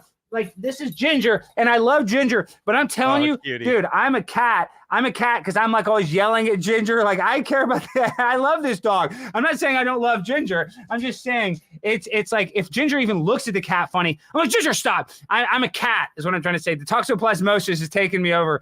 I treat Ginger exactly how the cats treat her. Like we're nice to Ginger, but but she's not one of us. She's not one of us. And then this is where I get so mad. She'll eat the cat's food, and I guess she's allergic to it. She just farts all day. She's just farting from the cat's food all day. The cats, at least they go in the litter box. You know what I mean? A cat is a little more demure, but I'm still I'm an animal nut. But I guess my point being is like we're in a society now where everybody's been screwed over by somebody. It's hard for us to almost be empathetic and help people. So like that's when you talk about how do we fix the world? Well, we got to try to not keep burning each other. That would be a good start too. It's like we have to show more love and empathy. We don't have enough of that in today's day and age.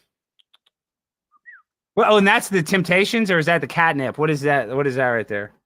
This is the cat treat. Come on. Yeah. Hey, you can't go anywhere in my house. I got but Adam, see that's what now?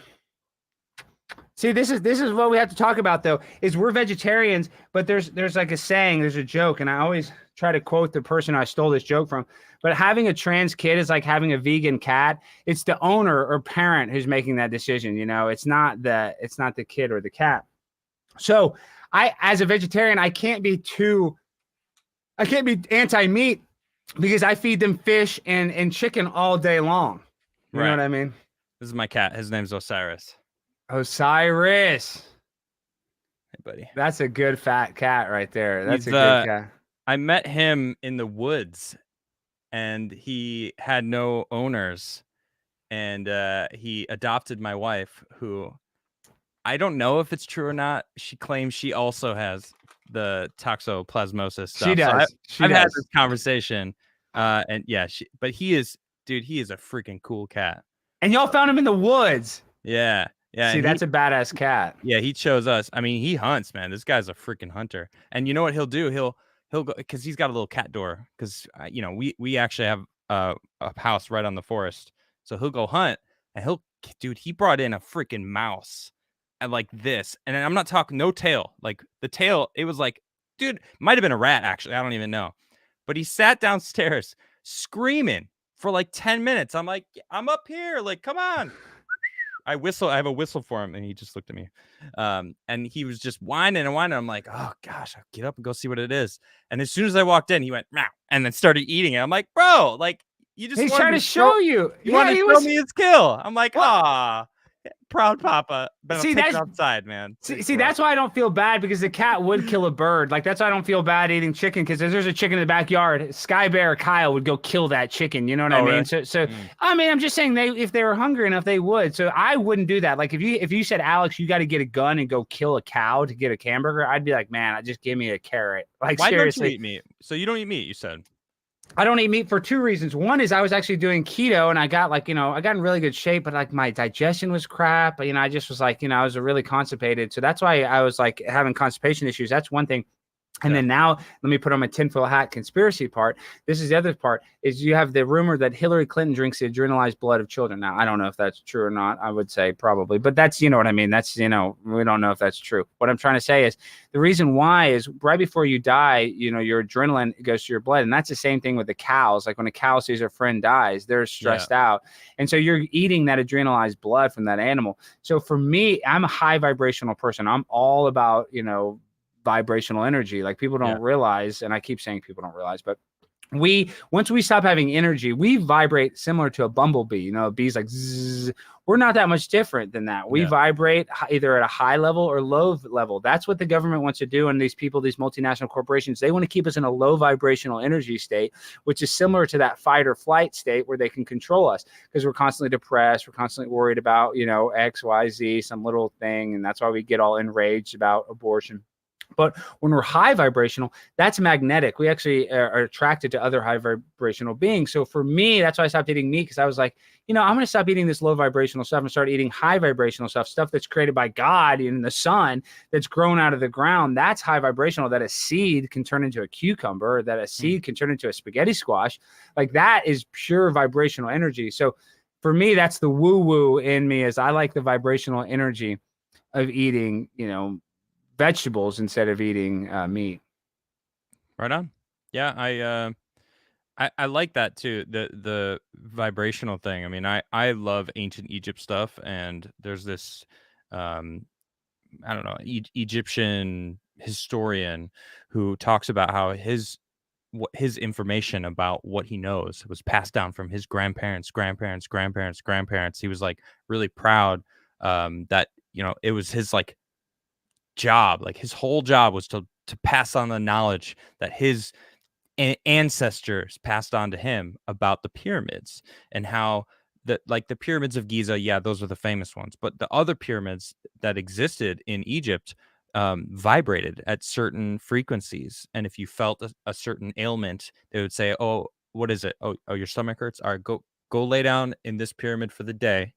Just spend a day just, you know, meditating in that pyramid, because that vibrates at a certain frequency that helps your stomach. Or if you have a headache, oh, go stand in this pyramid only 1 hour, you know, but it'll fix your headache. Like, I thought that was really interesting. I'm like, wow, that's incredible to think.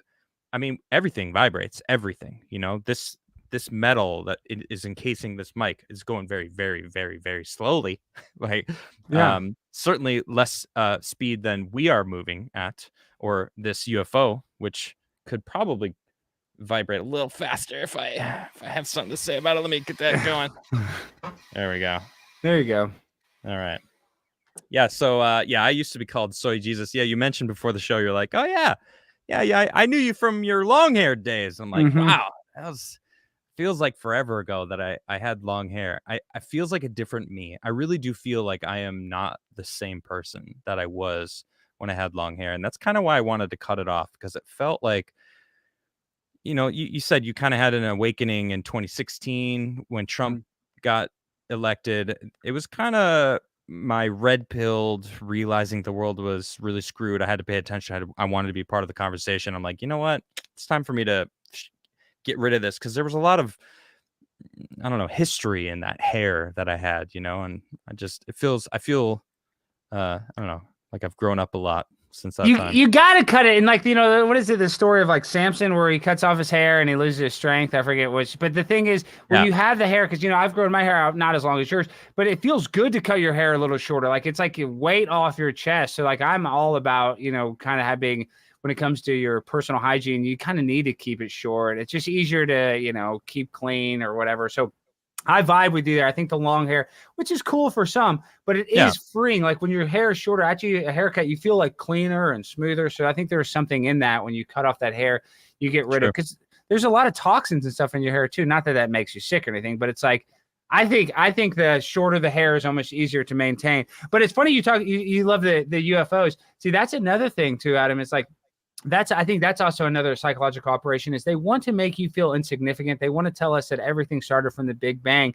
because this is why that's another part of the fight or flight is like they want you to think, and I'm not even saying there's been unidentified flying objects, and I think there are interdimensional whatever beings, like it's not just us humans, but like that's like a kind of the this is so stupid. This is the biggest stupid. That's the most dumbest thing I've ever heard. But like what I'm trying to say is that's another perfect example. Is they want to make you feel insignificant. They want to make you just think that you're some cosmic accident that happened from two rocks smashing together. But in reality, for us to get here, Adam, at one point we had 8,000 grandparents that had to have sex exactly at that time. And not only that, they had to have kids that lived long enough for them to have kids. So what I'm saying is it's a miracle that we're even alive having this conversation and that there's nearly 1,000 people watching this. But people don't feel like that. They feel like, well, I'm depressed about X, Y, Z. I'm suicidal. Yet, I'm going to go to the doctor. I'm going to get on an antidepressant. And that antidepressant is actually going to make you feel more suicidal. It's going to cause suicidal idolization. You look at a guy like Ethan Klein of H3H3. I just saw a clip of him. He's like, I just got on Wellbutrin and Lamictal or whatever. Like, if you're on 4 different prescription antidepressants and you're still feeling depressed, do you think that works? They want us to be depressed. They actually, as a matter of fact, I truly believe not only do they want us to be depressed, they want us to actually kill ourselves. And that sounds crazy, but they want others. And others, yes, they would love it. Well, but they want you to be white because you look at the guy in Kenosha, the guy that drove his car and killed all those elderly people. They won't even talk about that, But if a white guy would have done that, or if the guy that jumped on stage with Dave Chappelle, if he had a picture of him wearing a MAGA hat, it'd be front page. Oh, Trumper does this. Or the guy in DC like 2 weeks ago opening fire on a school. It's like, what happened with that story? Gone. Memory hold. Yeah, It's because he's not the right. It doesn't fit their narrative. So it's all about narratives. It's all about making us in that low vibrational state of constant fight or flight. Because when you're in that state, you can't see the forest for the big ass tree right in front of your face. You're like, what? I can't get an abortion. No, bitch, you can still get an abortion. You just got to go to California. You got to get your ass in a Greyhound bus, and drive to the abortion clinic. You can still get one, people. It's not going away. That's what makes me sick and sad is like these people that like Chuck Schumer and Elizabeth Warren, who's a fake Indian, is like, we've been fighting for this our whole lives. This is so bad. It's not going away, folks. Do 1 second of research. You're still going to be able to get it. That's too much for them. That's way too much. They just want to be enraged and be mad and have someone else to blame for their lack of accountability. Yeah, and that's another thing. It's like, we don't hold these people accountable that are doing this. We don't hold the multinational corporations accountable. We don't hold anybody. We just, like you said, we're just a sheep. We're just like, bah. And this is the thing with the leak that's coming out. We want to say the vaccines are safe and effective. But even if there's the leak said they weren't, nobody would say, well, you screwed. We would just accept the fact, like the politicians would be like, oh, we made a mistake. We made a decision. And people go, oh, okay. They wouldn't say that. They wouldn't even say that. Well, I'm saying they wouldn't even say that, but I'm just saying, they'd ignore it. Whatever example you want to use. But even if they say, like, perfect example, 9/11, they said weapons of mass destruction, every single person, Fox News, blah, blah, blah, weapons of mass destruction. They got that tattooed in your brain. They found 0 weapons of mass destruction, yet there was 1 million Muslims killed. Barack Obama dropped a drone strike every 20 minutes for 8 years, killed people at their weddings. People were at weddings, millions of Muslims, hospitals, schools. And did you see one time he won the Pulitzer's Peace Prize? Did you see one apology? Oh, we made a mistake. We knew they didn't have weapons of mass destruction. And we let them kill millions of people, and nobody says a word. So do you think they're going to feel guilty if they kill millions of our own citizens? No. That's where we're at. We're not saying that that's what's going to happen. That's not what's happening. It's safe and effective. Safe and effective. Ow. All right. Dude. I like the claws. That's affection.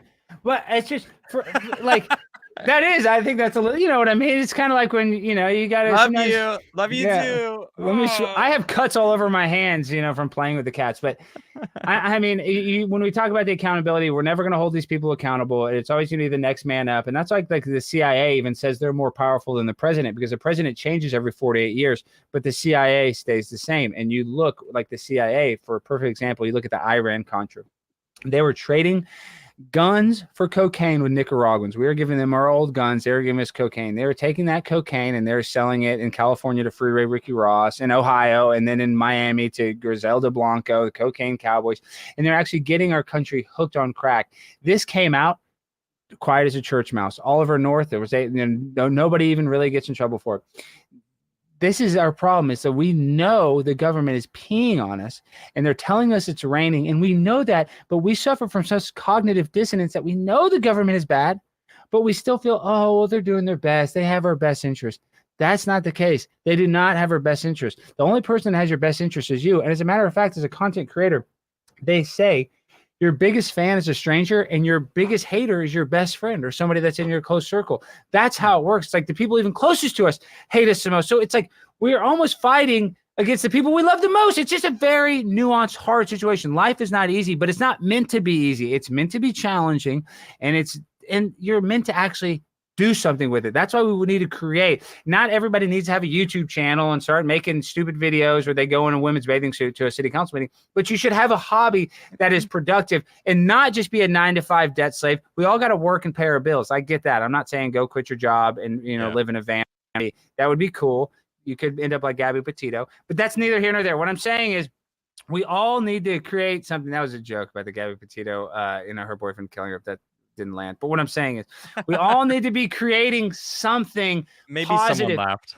Maybe, but we gotta like do something that is self-fulfilling or that gives us joy, because they don't want us to have any joy. So it doesn't have to be creating videos. It can be. You guys should start a YouTube channel. I encourage people to do that.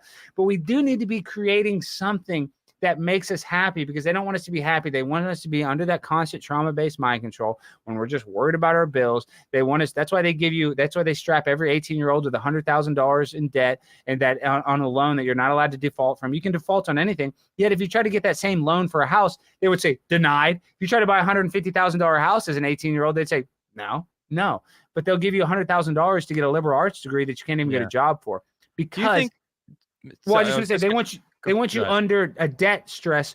They want you as a debt slave for your whole entire life. Sorry, Adam. Go ahead. I was just going to say, I find a lot of people are lacking purpose, and, they're like, what is purpose? Like, what is your purpose in life? And really it's just to maintain happiness. And because if you're not eating enough, you're starving, and then you're not happy. If you don't have a place to live, I'm not saying homeless people aren't happy, but I think that they would be happier if they were successful in life. And real quick, the only person that's truly free, you have to lose everything to be truly free. So some homeless people even have better lives than some people with a bunch of debt. That's true. But we're talking about the average. You just said, like, get yourself a hobby, find something that that you enjoy, and what I'm hearing is create your own purpose. Don't let someone else tell you what your purpose is. And I feel like that's a big issue with a lot of people today. These people that are out there marching for something that they really don't even understand. Like you're saying, like, abortion's not going away. They're taking it out of federal. The federal government isn't going to control it. And good, the federal government shouldn't. They should do the mail and talking to other countries. I mean, the states should decide. That's how it was always, and they've slowly built their power. And what this is taking a little piece of that power and bringing it back down.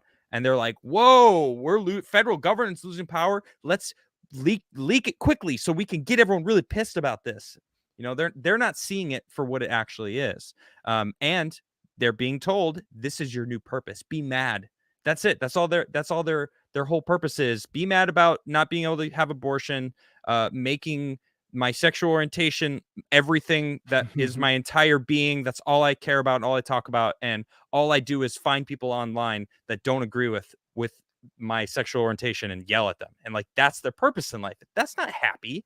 That's something that they were told to do, or learned to do. Like what I was saying earlier about humans, they have to learn to do something. They didn't just wake up naturally and decide, for one, that they are some weird 74th gender on the long spectrum. They're like, oh yeah, I woke up and suddenly realized I'm a tree. Like, you learned that from somewhere. That wasn't natural. You know, that's it. They're told, they're being influenced, you know, and it's this cultural push to fit in, to, you know, be a part of something, because people don't have a purpose. They can't find their own purpose. So they're being told, here's your purpose. Here you go. Go on, go use this, and you know, figure out what you're supposed to be mad at today. And you're 100% right, and that's why like family is so important. Like, hey, you know, I mean, I'm getting up there. I need to have some kids. I don't have any kids, but I'm really close to my dad. I recently lost my mom. I was incredibly close to my mom and my dad. So for me, I'm just saying, it's like I'm super close with my family. I think that's so important. And I get it. People fight with their parents. Like I have good friends that don't even hardly talk to their parents, but then they have kids. They created their own family. So I'm just saying we got to create something. So you don't have to have a YouTube channel. You can create a family. There's a lot of different stuff and different avenues where you can create stuff that will bring you joy. Like, you know, that's why they don't want us to have that joy. That's why they wanted these people to encourage people to get abortions. I forget, it was like Yamamicha or whatever that one politician's like, I was so happy to get my abortion. That was like the best thing ever. It's like, that is evil. I've never met anybody that's ever been, I know people that got an abortion and they were really depressed and it still affects them to this day. That is not how an abortion is. Even if you're pro-abortion, it's not a positive thing. So we got to create something in this life, because when we're going to be dead and gone very fast, we need to leave our mark on it, on this earth, some sort of way. We have to leave a little doo-doo stain in our boxers, for bad metaphor. I'm just saying we got to leave a little stain on this earth. That makes me think of something. A lot of these people that are fighting so viciously, and they're really vicious about being pro-abortion. They probably had abortions. You know, a lot of these, I mean, Savannah Hernandez was doing interviews on the street, you know. With She's awesome. Love Savannah. I mean, some insane takes from these women, and I mean, men and women. I'm from, obviously she probably shows the worst, but it doesn't matter. they feel this way. You know what I mean? Like that, those opinions exist. They even admitted that they had it. If they were to finally be convinced that maybe it is murder, maybe it is, then they're going to have to face that part of themselves, and they can't do that. They're like, if I have to face that, that's devastating. That's some shit that, you know, that's tough. I mean, just think about that. If you actually went through that and had to see that maybe you did actually murder a child, you know, it's like for them to face that, like, that's a daunting task. So, and look at their demeanor, or not their demeanor. They're, I don't know. They're confident. They're fake. I don't believe anything that they're saying. It's just, all it is just NPC coding that they're just mouthpieces for, you know. That if they had real emotion, it would crush them when they finally, if they even were able to face it. Well, it's compartmentalization. They're able to, like, you know, just kind of lock it up in this part of their brain and throw it away. But that's really not. We need to face it on. We need to face our, you know, that trauma and stuff. And I'm not even a guy. I don't even really like psychoanalysis. You know, psychologists, all these people just over prescribe medication. So I don't even really trust a lot of the psychologists in this day and age and psychiatrists. But at some point, we have to face the music in our lives. We're never going to be able to solve our problems if we run away from them. We need to run at our problems head on. That's the only way we'll ever actually fix them. Exactly. I was, do you watch Jordan Peterson much? A little bit. I like Jordan. Yeah. I'm familiar, very familiar. He talks about, you know, how do you get stronger? You know, find the thing that makes you uncomfortable and get at it. Go conquer that. Because if you can conquer what makes you uncomfortable, what you're not good at, if you can conquer that, like, nothing's stopping you. To make it go full circle, that's exactly what happens. When I go into these meetings, people ask me, are you nervous? Well, it's not really nervous, but yeah, you feel a little anxious, you know, and I'm saying that anxiety actually is what motivates me to do, like, to actually do it. Like, it's like a football player doesn't get into the game until they get that first hit. Like, if if I was just going in there and everybody was really nice and it wasn't a little, like, you know, a little anxiety, it wouldn't land the same. So it's like, that anxiety is like, that's why people want to over medicate with Xanax. Speaking of Jordan Peterson, but I'm saying when you take the Xanax, it makes you where you don't have anxiety, because then you don't worry about your problems. It's good to have a little anxiety. That anxiety lights a fire under your butt, so you'll go to work, or so you'll go, you know, do whatever it takes to solve that problem. So that's why we live in this society now where it's like, oh, if you have any anxiety, that's bad. You got to medicate with this pill. No, you need to have a little anxiety so you take care of your business and GSD, get shit done. So that's where we're at. How do you not break character? How do you do that? I mean, you go on some crazy rants and you just stick it. Well, when you're insane, it's easy to be it's easy to be insane, and really, like I said, either too, is like when they're giving me the bad body language, it's almost easier to be in character. Right. And I'm not even saying I'm some super actor. I'm not, but I've acted in some stuff, and like that's what makes a good actor. That's what makes Johnny Depp good or whatever. Is that he can stay in character like around a crew in front of a camera. It's actually hard to do that. It's actually hard to play make believe. It sounds easy, but it's actually hard for him to get into Jack Sparrow and walk all funny. And you have all these camera guys like smoking cigarettes that are like, who the fuck is this? You know what I mean? They're all looking at you. Seriously, it doesn't matter if you're on any Hollywood set. They're probably like, oh, fuck, Johnny Depp's acting like a weird pirate again. You know, they're like laughing, and he knows that. So it's what acting is being comfortable, being uncomfortable. And so that's what it is I'm comfortable being uncomfortable. As a matter of fact, that's why these actors talk about, like Shia LaBeouf talks about how his personal life is crap, but he's a great actor because he's more comfortable since he's been acting so long. He's more comfortable playing a character being uncomfortable than he is being himself. So that's kind of where I'm at too. It's like when I do these characters or when I'm like acting crazy, I'm actually comfortable being uncomfortable. Yeah. And I know that sounds like an oxymoron, but that's a real thing. I get it. That makes sense. I want to bring up one more thing that I thought was so funny. Dude, it had me laughing so much. I think it was last week when you posted this. And then I want to get into some super chats. Saw a bunch of super chats coming in. Thank you everybody for hanging out and watching. And before I bring this last thing up, I just want to let everyone know in the description below, you can find his YouTube channel, his Twitter feed, and also his Instagram, because the Instagram is what you always shout out. Prime time. Prime Stein. Yeah. Prime That's time. More just to be good. It's more just to be a goof because it's so stupid. Like, check my Instagram, my IG. Yeah. But please go follow me there. I appreciate it. Definitely go follow him. It's this, you totally trolled this dude who is claiming to be a woman. He's going around Dylan Mulvaney, and goes around on TikTok talking about how he's a woman now, and documenting it, and you trolled the shit out of him. And I just think it is just glorious, and I want to show everybody what you did. It is good. All right, this is from his channel. You can check it out on YouTube. It's just Alex Stein. I mean, in the description below. Alex, hi, it's Dylan Mulvaney from TikTok. That was the little swimming song from Finding Nemo, because you're a swimmer. And babe, you are killing it. I'm so proud of you for being, on the swim league and making this all happen. And I can only imagine it must be really scary right now, and there's a lot going on. But I want you to celebrate these wins and know that you deserve to be there and that I am cheering you on. There's so many people who are cheering you on. I hope that one day I get to sit in the stands and watch you swim. But I'm so proud of you, and you've just got to keep going. One day I'm going to see you in the Olympic. It's going to be amazing. And congrats on surgery. I'm so proud of you. I'm hoping to do the same thing very soon. I don't believe that. But I love you, and I hope you keep swimming. Bye, Alex.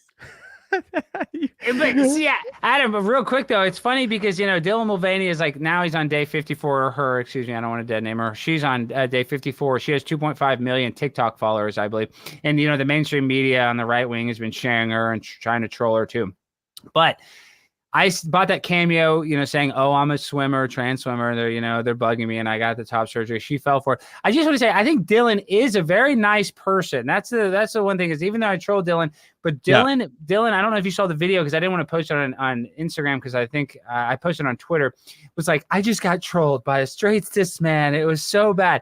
When I tell you Dylan's fans that are supposed to be inclusive said the ugliest, meanest things to me possible, that I should have just posted all those. They're such hypocrites. Like, you deserve to die, da. Why did you troll Dylan? It's like, guys, you can't take a joke. This is a person that's literally like indoctrinating children to, change their sex. Dylan's talking about in this videos how she's using the women's yoga, locker room now and like changing with the ladies and how it's her right.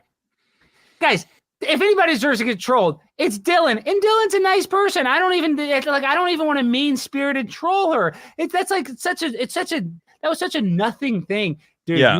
You would have thought I whatever. The worst thing you could do to a trans person was that, and that's just not Kill their it's just- cat. Yeah, I don't mean know. that's way worse. Can you imagine? So that's where we're at. It's like people can't take a joke anymore in the society. Well, you know, there's something about that too. You know, they fight for equality, you know, or equity, I guess, which is that's a whole other argument that I'm not going to bring up. But you know, they want to be normal. They want to normalize it, but you can't make fun of them. Make fun of all of anyone else, but if you make fun of us, you cross the line. And it's like, well, that's what, like, I talked about this when David Chappelle was getting attacked, when he was talking about his trans friend that he supported and that was attacked and ended up killing herself. And it's like, you guys understand, like, you caused that. It wasn't Dave Chappelle. That was you. And that disproves your everything. Dave Chappelle makes fun of everybody. He makes fun of me. He talks about white people all the time. Yeah. I don't care. Why does it bother me? That's up to me to let it bother me, and I'm in control of myself, so I don't let that bother me. You let that bother you. You don't want to be normal. You want to maintain being a victim. You want to be different. That's your whole thing, is being different and being victimized and selling that to the younger generations, because people are inherently lazy. They want to take the easy route because the harder route is tough and life is challenging. And we talked about it. Society has been built up. The whole Industrial Revolution has done one thing: make life easier for human beings. Now, it's been great, but it's made us soft to the point where this is it. This is the point. We're seeing this now. These are our heroes. Leah Thomas is our hero. That's how soft I a person who swam on the men's team for 3 years and then gets to go compete against the ladies and win an NCAA championship. Yeah, it was 457th on the men's team and number 1 on the women's team, because that's where we are. We are a soft society. And you actually said another point. We don't even talk about, I think it's you're 26 or maybe 260. You're 26 times more likely to commit suicide if you transition your sex, something like that. It might even be more. So we don't even talk about that. That's not even a thing that we talk about, is how high the suicide rate is. No, they use it as a freaking, like, trans suicide is such a huge thing. We need to transition more people. Like, you're using the statistic wrong. Yes, like, exactly. Whoa. No, you don't understand. It's because of that. They don't want to talk about. They don't want to have that conversation, though. No, we don't want the reality check like we were talking about earlier. Like, we don't want to actually face our problems. We want to be distracted with bull crap to try to distract us from, it's like we're not even trying to bring up Jordan Peterson, but it's, for example, we don't want to clean up our bedroom. Everybody's got a chair with a bunch of laundry on it. You know what I mean? Even me, it's because that's just how we are. I mean, once a week I'll put it in the bin and I'll go wash it, but we just don't want to, it's like the cat's litter box. I mean, I have so many, I have to clean it every day, but it's like a lot of times I'm like, I don't want to do it. But you just got to face the music and go do it. That's life. But that's why I have a cat that goes out in the forest and does his business. I've never had to take care of his stuff. It's amazing.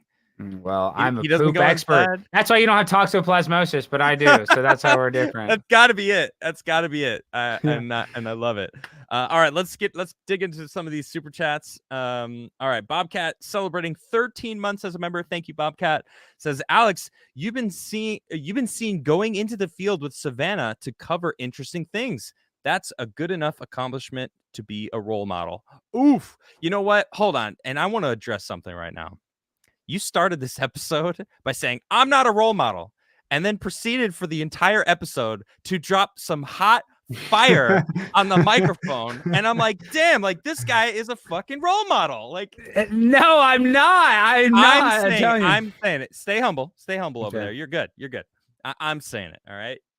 I appreciate it. It's me talking now. No, okay. I wish people were more aware, like you clearly are, and it's just, that's why I do this show. That's why I want to bring you on as much as possible to have more conversations like this, because this is the type of thing that gets people's wheels moving and going, man, maybe I should do a little bit more. Maybe we should go to the board meeting or the school classroom, whatever, and anything that I can to be involved, to maybe make a little bit of a difference. And then 2 more people make a little bit more of a difference, and suddenly we're having the change that we need. Adam, you just nailed it. Like, that's what I do want to try to encourage people to turn on their brain. And I use this example a lot, but A&W Hamburgers, they were actually in the fast food business before McDonald's. And when McDonald's blew up, they did a nationwide research market survey where they asked people, at the mall to like fill out a survey, and they give you like a free coupon or something, like a whatever. Everybody's probably done one like in college. But in this nationwide market research survey, they asked people, they're trying to compete with McDonald's Quarter Pounder. They said, you can get a Quarter Pounder or 1/4 pound burger for $4.99, or it's like $3.99. This is like the 80s. Or you can get a 1/3 pound burger, 1/3 pound burger for a little bit less, for like, $4.79. And overwhelmingly, people thought it was a better value to get the Quarter Pounder, the 1/4 pound burger, for a little bit more, because they thought 1/4 was bigger than 1/3. Now, I'm not saying that a normal human being, probably the majority of people, if you turn on your brain, you'd realize, 1/3 is more than 1/4. But sadly, we don't want to flip on that switch. We want to just keep it. We want to keep it stuck on stupid. We want to use the beta waves. Like right now, we're using the alpha waves. We're like, actually thinking, and we're talking, and we're listening while also thinking our next thought. But sadly, we just want to be stuck on stupid. The beta waves, like, 1/4, 4 bigger than 3. Oh, that's a better deal. Nah, we're stuck on stupid. It's true. Sad. It's sad, but true. Thurston Howell says, will Alexandria Stein be making an appearance at one of the abortion protests around this great land of ours? I will. I mean, I think I'm speaking at one on the 13th, and then on this Saturday there's an abortion protest, and then the 8th there's a Beto O'Rourke rally. So yes, I'll be doing some weird man on the street stuff. I don't know how much my bathing suit will be out, but it will. You'll see me again in it. I feel like you're reaching this point of people are starting to know who you are, so the shock value. Yeah, the shock value is kind of losing its luster, because they're like, oh, that's just Alex Stein doing his thing, Mm-hmm. It's like, so I got something different for him. I got a huge furry costume that I just bought. I swear, I don't even want to pull it out. It's still in the box. It's pretty expensive. So that's gonna really shake them up when they get the. See, that's another thing is, dude, they got all these kids saying they're furries, want to put litter boxes in their classroom. It's like I remember not that long ago. Seriously? Yes, dude, that's the thing. I had a viral video talking about how my lizard daughter, they won't put a terrarium in the classroom. And, I don't care about them putting the thermostat at 85 degrees, but I just want a little glass box you can urinate in during class. And that video has gone viral. But no, dude, that's another thing. It's like, I hate Howard Stern's politics now, but I used to listen to it. But not that long ago, there's a thing called the BronyCon, Brony convention, guys that jack off to My Little Pony cartoons, like so weird. Porn version of that. It's so weird. But I'm saying I I like just old normal porn, tits, call me crazy, but that's where these people like need cartoon ponies with female, parts to get off. Like that is the trajectory where we're going. It's kind of scary. Yep, you can say that again. Ryan says, Adam, what's your P.O. box? I still got that custom Crigler coffee car light and stamp for you. Ryan, that's really dope. In the description below, you can actually find the P.O. box. Thank you very much. Appreciate that. Bobcat says, Alex, have you heard about Danny Casolero? Some of the details of the case seem right up your alley. Why haven't I heard about that? It sounds kind of familiar. Have you heard about it? What is it, Adam? Do you know? I don't know. Danny Casolero. I don't know. Yeah. That's really. Let me see. It does sound familiar, but I don't know. Maybe I know it, but the name isn't. Danny Casolero. Wikipedia, as an American freelance writer, became the public. Found dead in his bathtub. Yeah, I think he was the guy that wrote about the Iran-Contra. I think. Maybe. Okay. Yeah. He's a guy. The medical examiner ruled the death as suicide, but his wrists were slashed a bunch of times. Yeah. I got to look into it more, guys. Another Hillary Clinton. Conspiracy Castle over there. That's Conspiracy Castle. Yeah, but that's another Clinton hit list or whatever. Yeah. Sounds like. Well, we don't know. We don't know. This is a joke. We're just teasing satire. Yeah. Hillary Clinton is an outstanding politician. She's a great lady. No. Whoa. But we also don't lie on this channel. Well, she's sexy, though. She see her at the Met Gala. You didn't see her at the Met Gala? Oh, dude, I wanted to lift up that skirt and all of Hillary's motorboat that butt cheeks of her. Bill's not doing it. I'll step in there. Adam, I got nothing to lose, dude. You're a bigger man than I. I'm a biggest man. I'll get in there and I just like working on an old Honda Civic, man. I'll get in there and I'll just wrench it up, fix it up. I have a tradition on my show. I haven't been doing it enough. I have a 20-sided die that someone actually sent me, and I roll it, and you have a chance to win nothing. And I would like to offer you this chance. I'm gonna guess the number. It's 1 out of 20 because I'm a little clairvoyant. It's 1 out of 20. Okay, just rolled roll it. Do not tell me it is 7. Nope. It's not Okay, better. another guess. 16. You only get one guess. And I'm not going to confirm or deny the second guess, but If the second guess is right, I'm clairvoyant. If the second guess is right, I'm clairvoyant. Was the second guess right? no, it wasn't. Oh, okay, never mind. Good enough. Okay. But good luck, chat. You can still win it. You're gonna win nothing. But good luck and have fun. I'll keep an eye on it. Ryan says, I love Tucker Carlson's autistic brother. That's fair. I'm his son, but that's fair. Have you heard that before? Oh yeah, I'm baby Tucker. People used to always say that. See, I manifested going on Tucker. Like I even called into one city council. It didn't go viral. Where I like pulled up a picture of Tucker, and this was in California. I was like, I need help getting in touch with my biological father because he actually he wrote at the Arkansas Post Gazette in like 1988.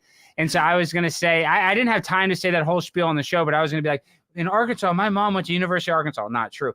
And you got her pregnant supposedly, and you might be my biological father. But I did a bit. Oh, like that's that once. funny. All right, no one's guessed the number, and I need to read some super chats. So it was 15. I was so close. You were like, that was my third guess, damn it. Oh, no. My clairvoyance. No. But I feel like a little That's all right. minor clairvoyance. Lisa for 20 says, amazing to see two men who are vegan models chatting it up. I've been waiting for this moment. Don't worry, Alex. I paid off my card, so it's not maxed out. Also, see you at TPUSA. I hope I'm not sounding too creepy. What is YWLS? What is that? Oh, the Young Women's thing. It's in Dallas. I'll be okay. there. Yeah. The Young cool, Women's cool. Leadership Conference. I'll be there. I'll be there, grinding and shining, meeting a lot. Kaylee McCaney. You know, I can't even say her last McEnany? name. She's McEnany. great. She's going to be there. That's one of the reasons I want to go meet her. And then I'm friends she's Sarah awesome. Gonzalez. Yeah, there's going to be a lot of cool girls there. So Sarah Gonzalez, my goodness, that woman is based. She's She's very nice. She's one of my best friends. She's awesome. Like she's she's cool. helped me out with the Blaze. She's basically the one that got me the contributorship. But I forgot to ask you.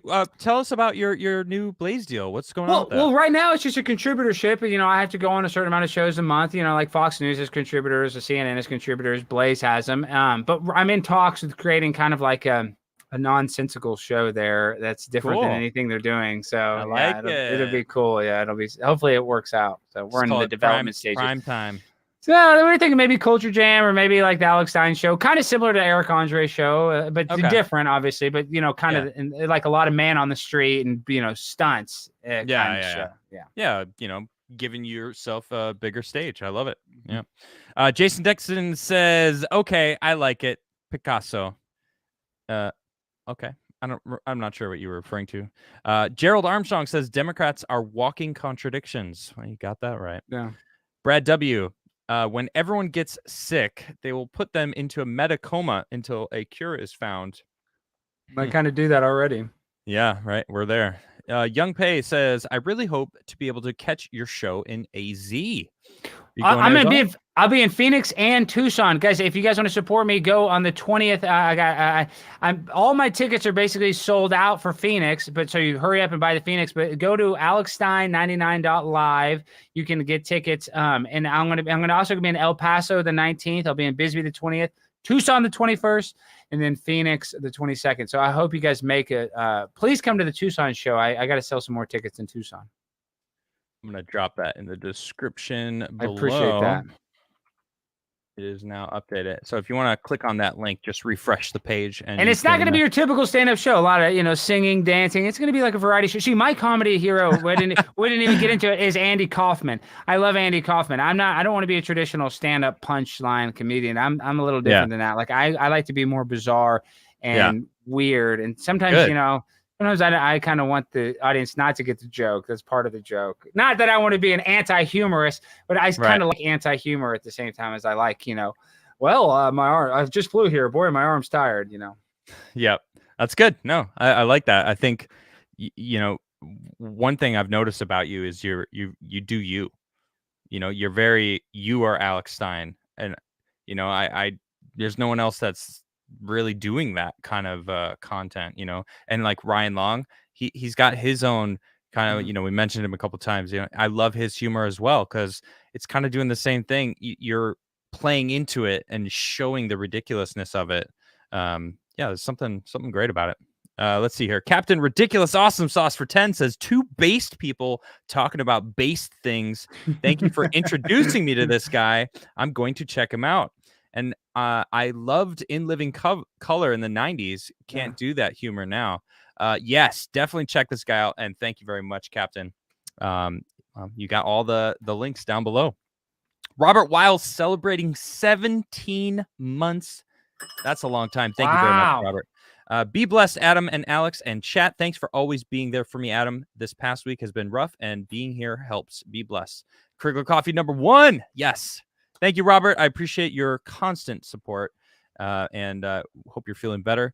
And, of course, have you tried Crigler Coffee? Do you like coffee? I heard it's delicious. You know, you're going to kill me, dude. It's funny. That's the one thing going on. I'm not a huge coffee drinker. I got to get... Okay.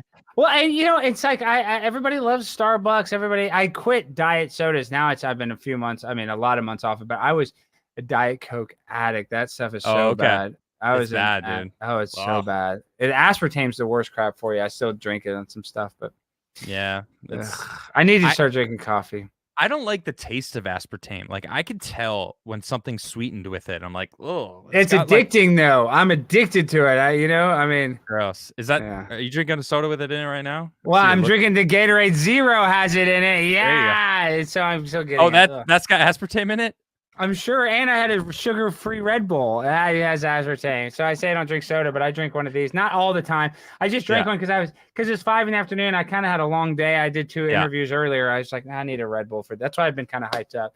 Yeah, that's all right. No, I love the energy though. I appreciate it. Well, and really, thank you for joining too. It's been my pleasure. Great talking to you. Vash says, Alex and Xertus would be an awesome show. Yes, my buddy Xertus is. I'm a very good friend with Andreas Xertus. Very good buddy of mine. Yeah. He's been on the castle. Yes, he's an awesome guy. Dude, Andreas, I love that guy too. Well, him and I love Tartaria. I don't know if they necessarily agree with the timeline we live in. Like, you look at a lot of those World's Fairs and stuff, and how did they build all that stuff without any power tools?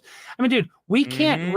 Dude, look at this. All you got to do is look at a building now, and not even that long ago, you look at like a post office from like the 60s or 50s. Just not even that long ago. You look at like now the new Rangers Stadium, they literally call it a Costco. It looks like a Costco. We're in this postmodernism where everything we build has no art. Even buildings in New York, let's say the cool gargoyles and stuff on the corner. Like, it's just, it doesn't make sense that we're able to create all this cool crap and we can't even recreate the pyramids. It's like something makes you just scratch your head. Yeah. You know about Randall Carlson and his and Graham Hancock. Like, I recently discovered that because my buddy Nerdrotic was on the show, and he's like, "Oh, you gotta check that out. All the Randall you can handle. We're gonna talk about it." And I went on this, dude. I went spiraling the rabbit hole for like 3 or 4 days straight. I was just like, my brain was like, "Give me more information." I was like, coming up with this all my own theory of like, the ancient civilization that happened before 12,000 years ago, and like. See, dude, I was like, oh, snaps. I don't know this, but like I talk about how, they had like, we're talking about these monasteries and stuff had ways to heat. They didn't have iPhones, but they had something different. They had some sort of technology, or they were just smarter. There's something missing. Like, we've devolved. It's becoming idiocracy. Like, we think we have more technology because we can plug a power drill and have a battery and drill. But they were able to build stuff cooler than today without any of that stuff. So, well, Bob Lazar is talking about how one of the ships that he supposedly worked on was from an archaeological dig that they found underground, and then they were trying to reverse engineer some technology that they didn't understand. It's like, well, if it came from underground, that's not aliens, that's us. Well, dude, Rockwall, that's us, baby. It doesn't make sense. There's a city called Rockwall. It's a suburb of Dallas. It's known because it's called that because they found a huge rock wall under the ground, buried under the ground, like a wall that would obviously was like guarding a castle. It was a huge wall built under the ground that's been covered in like, tons of dirt. How did that even happen? It doesn't even make sense how this huge, gigantic wall is under the ground in East Texas. Like, what the hell? What? Well, that's why they're afraid of Graham Hancock and Randall Carlson, because what they're suggesting makes a lot of sense and makes you rethink history, and it's kind of like Adam, it's a bigger version. Go ahead. Well, I just because do you really think they ever restarted things and went to year 0 and then started counting 1, 2? Like I just don't. That just doesn't make sense. No, like, I don't. All right, guys, we're gonna do 0 and start back over at 1. It's just I don't care what you say, AC or BC, AD. I mean, this it just doesn't make sense that they would. Okay, guys, we're gonna start the clock again. Now year 1. Well, why do you think? Who do you think decided that? Where did that come from then? I have no idea. And they even say the calendar is different. That the moon has 13 28-day cycles, so that would be like they said the old calendar used to be 13 months, and then they said it was like shorter, and then Augustus added August. I mean, dude, I don't have any idea how the hell we got to where we're at, but it was different a long time ago. I know that. That's true. Yeah. Let's see here. Captain Ridiculous Awesome Sauce again says, I love this guy. Yeah, definitely check out his stuff. Vasidius for 20 says, you mentioned Maxwell earlier. You hear about her brother-in-law went missing in 2015, and part of him turned up on the side of a mountain in Europe. Susie, part of him was found on maybe he was killed. I don't know. I mean, her dad was Robert Maxwell, who got like a proper Israeli funeral and was like a media baron. And so they say that he was the original honeypotter, that got guys in vulnerable situations. That's what Madison Cawthorn was talking about, how like he's just a little example how they're like posting these pictures of him. They got politicians, they do it for leverage, whether it's at Bohemian Grove or wherever. And that's why they want you to do gay sex, or that's why they want you to do something humiliating. So they have leverage on you and they say, oh, we're going to leak this. Like I do believe stuff like that happens. I mean, yeah, I believe it. Dude, everybody was on there from everybody. What's Trevor Noah said the best joke? He's like, everybody here at this White House Correspondents' Dinner was on the Epstein flight log. And like he says that as a joke, but dude, Chris Tucker, all these people really were at that White House Correspondents' Dinner. That was on that flight log. It's like, why would we all hang out with this convicted pedophile? It doesn't make sense. No, or it makes perfect sense. Makes perfect sense. Yeah. Yeah. But he continues, he says, wouldn't you know it? They say he self-deleted. Only the Daily Mail covered it. Not surprising. Vasidius is always dropping that fire. Mr. S says cats. That's it. That was the super That's chat. worth it, super chat. Yeah, I know that makes you happy. Nina Infinity for one. I had to look closer. 100 Mexican dollar. I think is that 10? Is that $10? That's peso, yeah, 100 pesos. Hey, Adam, Alex, I absolutely love your content. Keep on trolling those mofos. Looking forward to seeing you on FNT soon. Are you going on Friday Night Tights? I am on the 27th, of May. Yes. Dude, Friday Night Tights. I love those guys. They're hilarious. And it's like a 5-hour show. Is that correct? I've seen, bits of it when Chrissy's on. She's like, you don't have to stay for the whole 5 hours. I'm like, I don't know if I can. I don't know if I can, but I'll be there. I've been on like a 6 hours, maybe even 7 hours on that show. And you stayed all Friday night. So what does it start? When does it start? Give me the quick rundown of it, Adam. I don't even know when they start. It's kind of it's actually in the theme song that they don't actually start on time every time. Oh, okay. It's kind of a joke. But Quarter Black Garrett actually joined them recently. He used to be on Louder with Crowder. Yeah, of course, I know him. He's kind of like trying to keep him. Actually be a producer for structured. the show. He's trying to structure it. Yeah. So he's got his input, and he's doing a great job over there. So I think. Are they based in Austin or something? Because I see he goes to Austin sometimes. I think he's in South Texas. I actually don't. I know.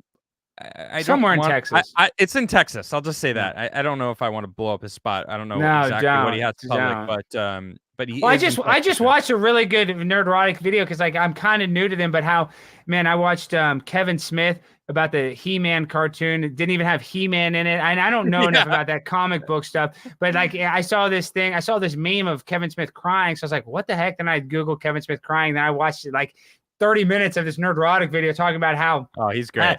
But how they leaked, somebody actually leaked before the show came out, like the new He-Man doesn't even have He-Man. He dies in the first episode, and it's like all the She-Man or whatever, the girl character. And then that tweet, Kevin Smith's not even quoted in the tweet, and it's not even added. And he like writes above it, this couldn't be any more false. And then it comes to find out it was exactly correct. Like He-Man did get killed, is not even in it. And then the hypocrisy of Kevin Smith, who used to be a cool guy, like talking about how, the Rotten Tomato score doesn't matter.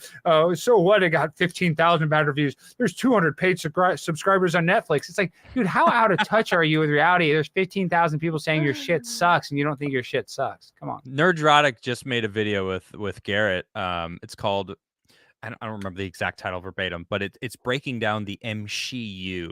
So he coined this phrase, the MCU, how they're That's the new transition. wimifying everything, but they're masculine, and it's this new thing. But he breaks it down so perfectly with receipts. And Garrett was telling me that they had so many examples they couldn't even use them all. They like added a couple at the end, but they didn't want to make the video like 2 hours long, so they had to like cut a lot just to like really drive the point home.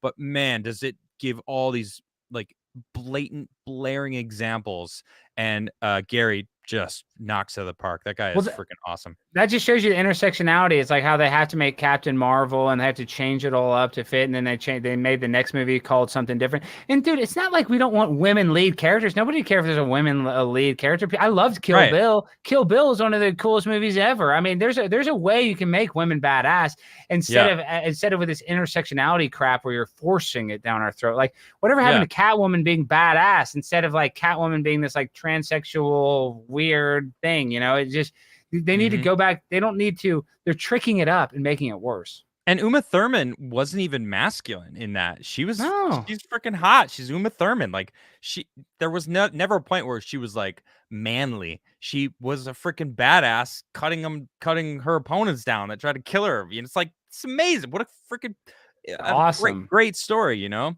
then Catwoman, like Michelle Pfeiffer, she wasn't masculine. She was feminine. She had she was, I think she was the best Catwoman.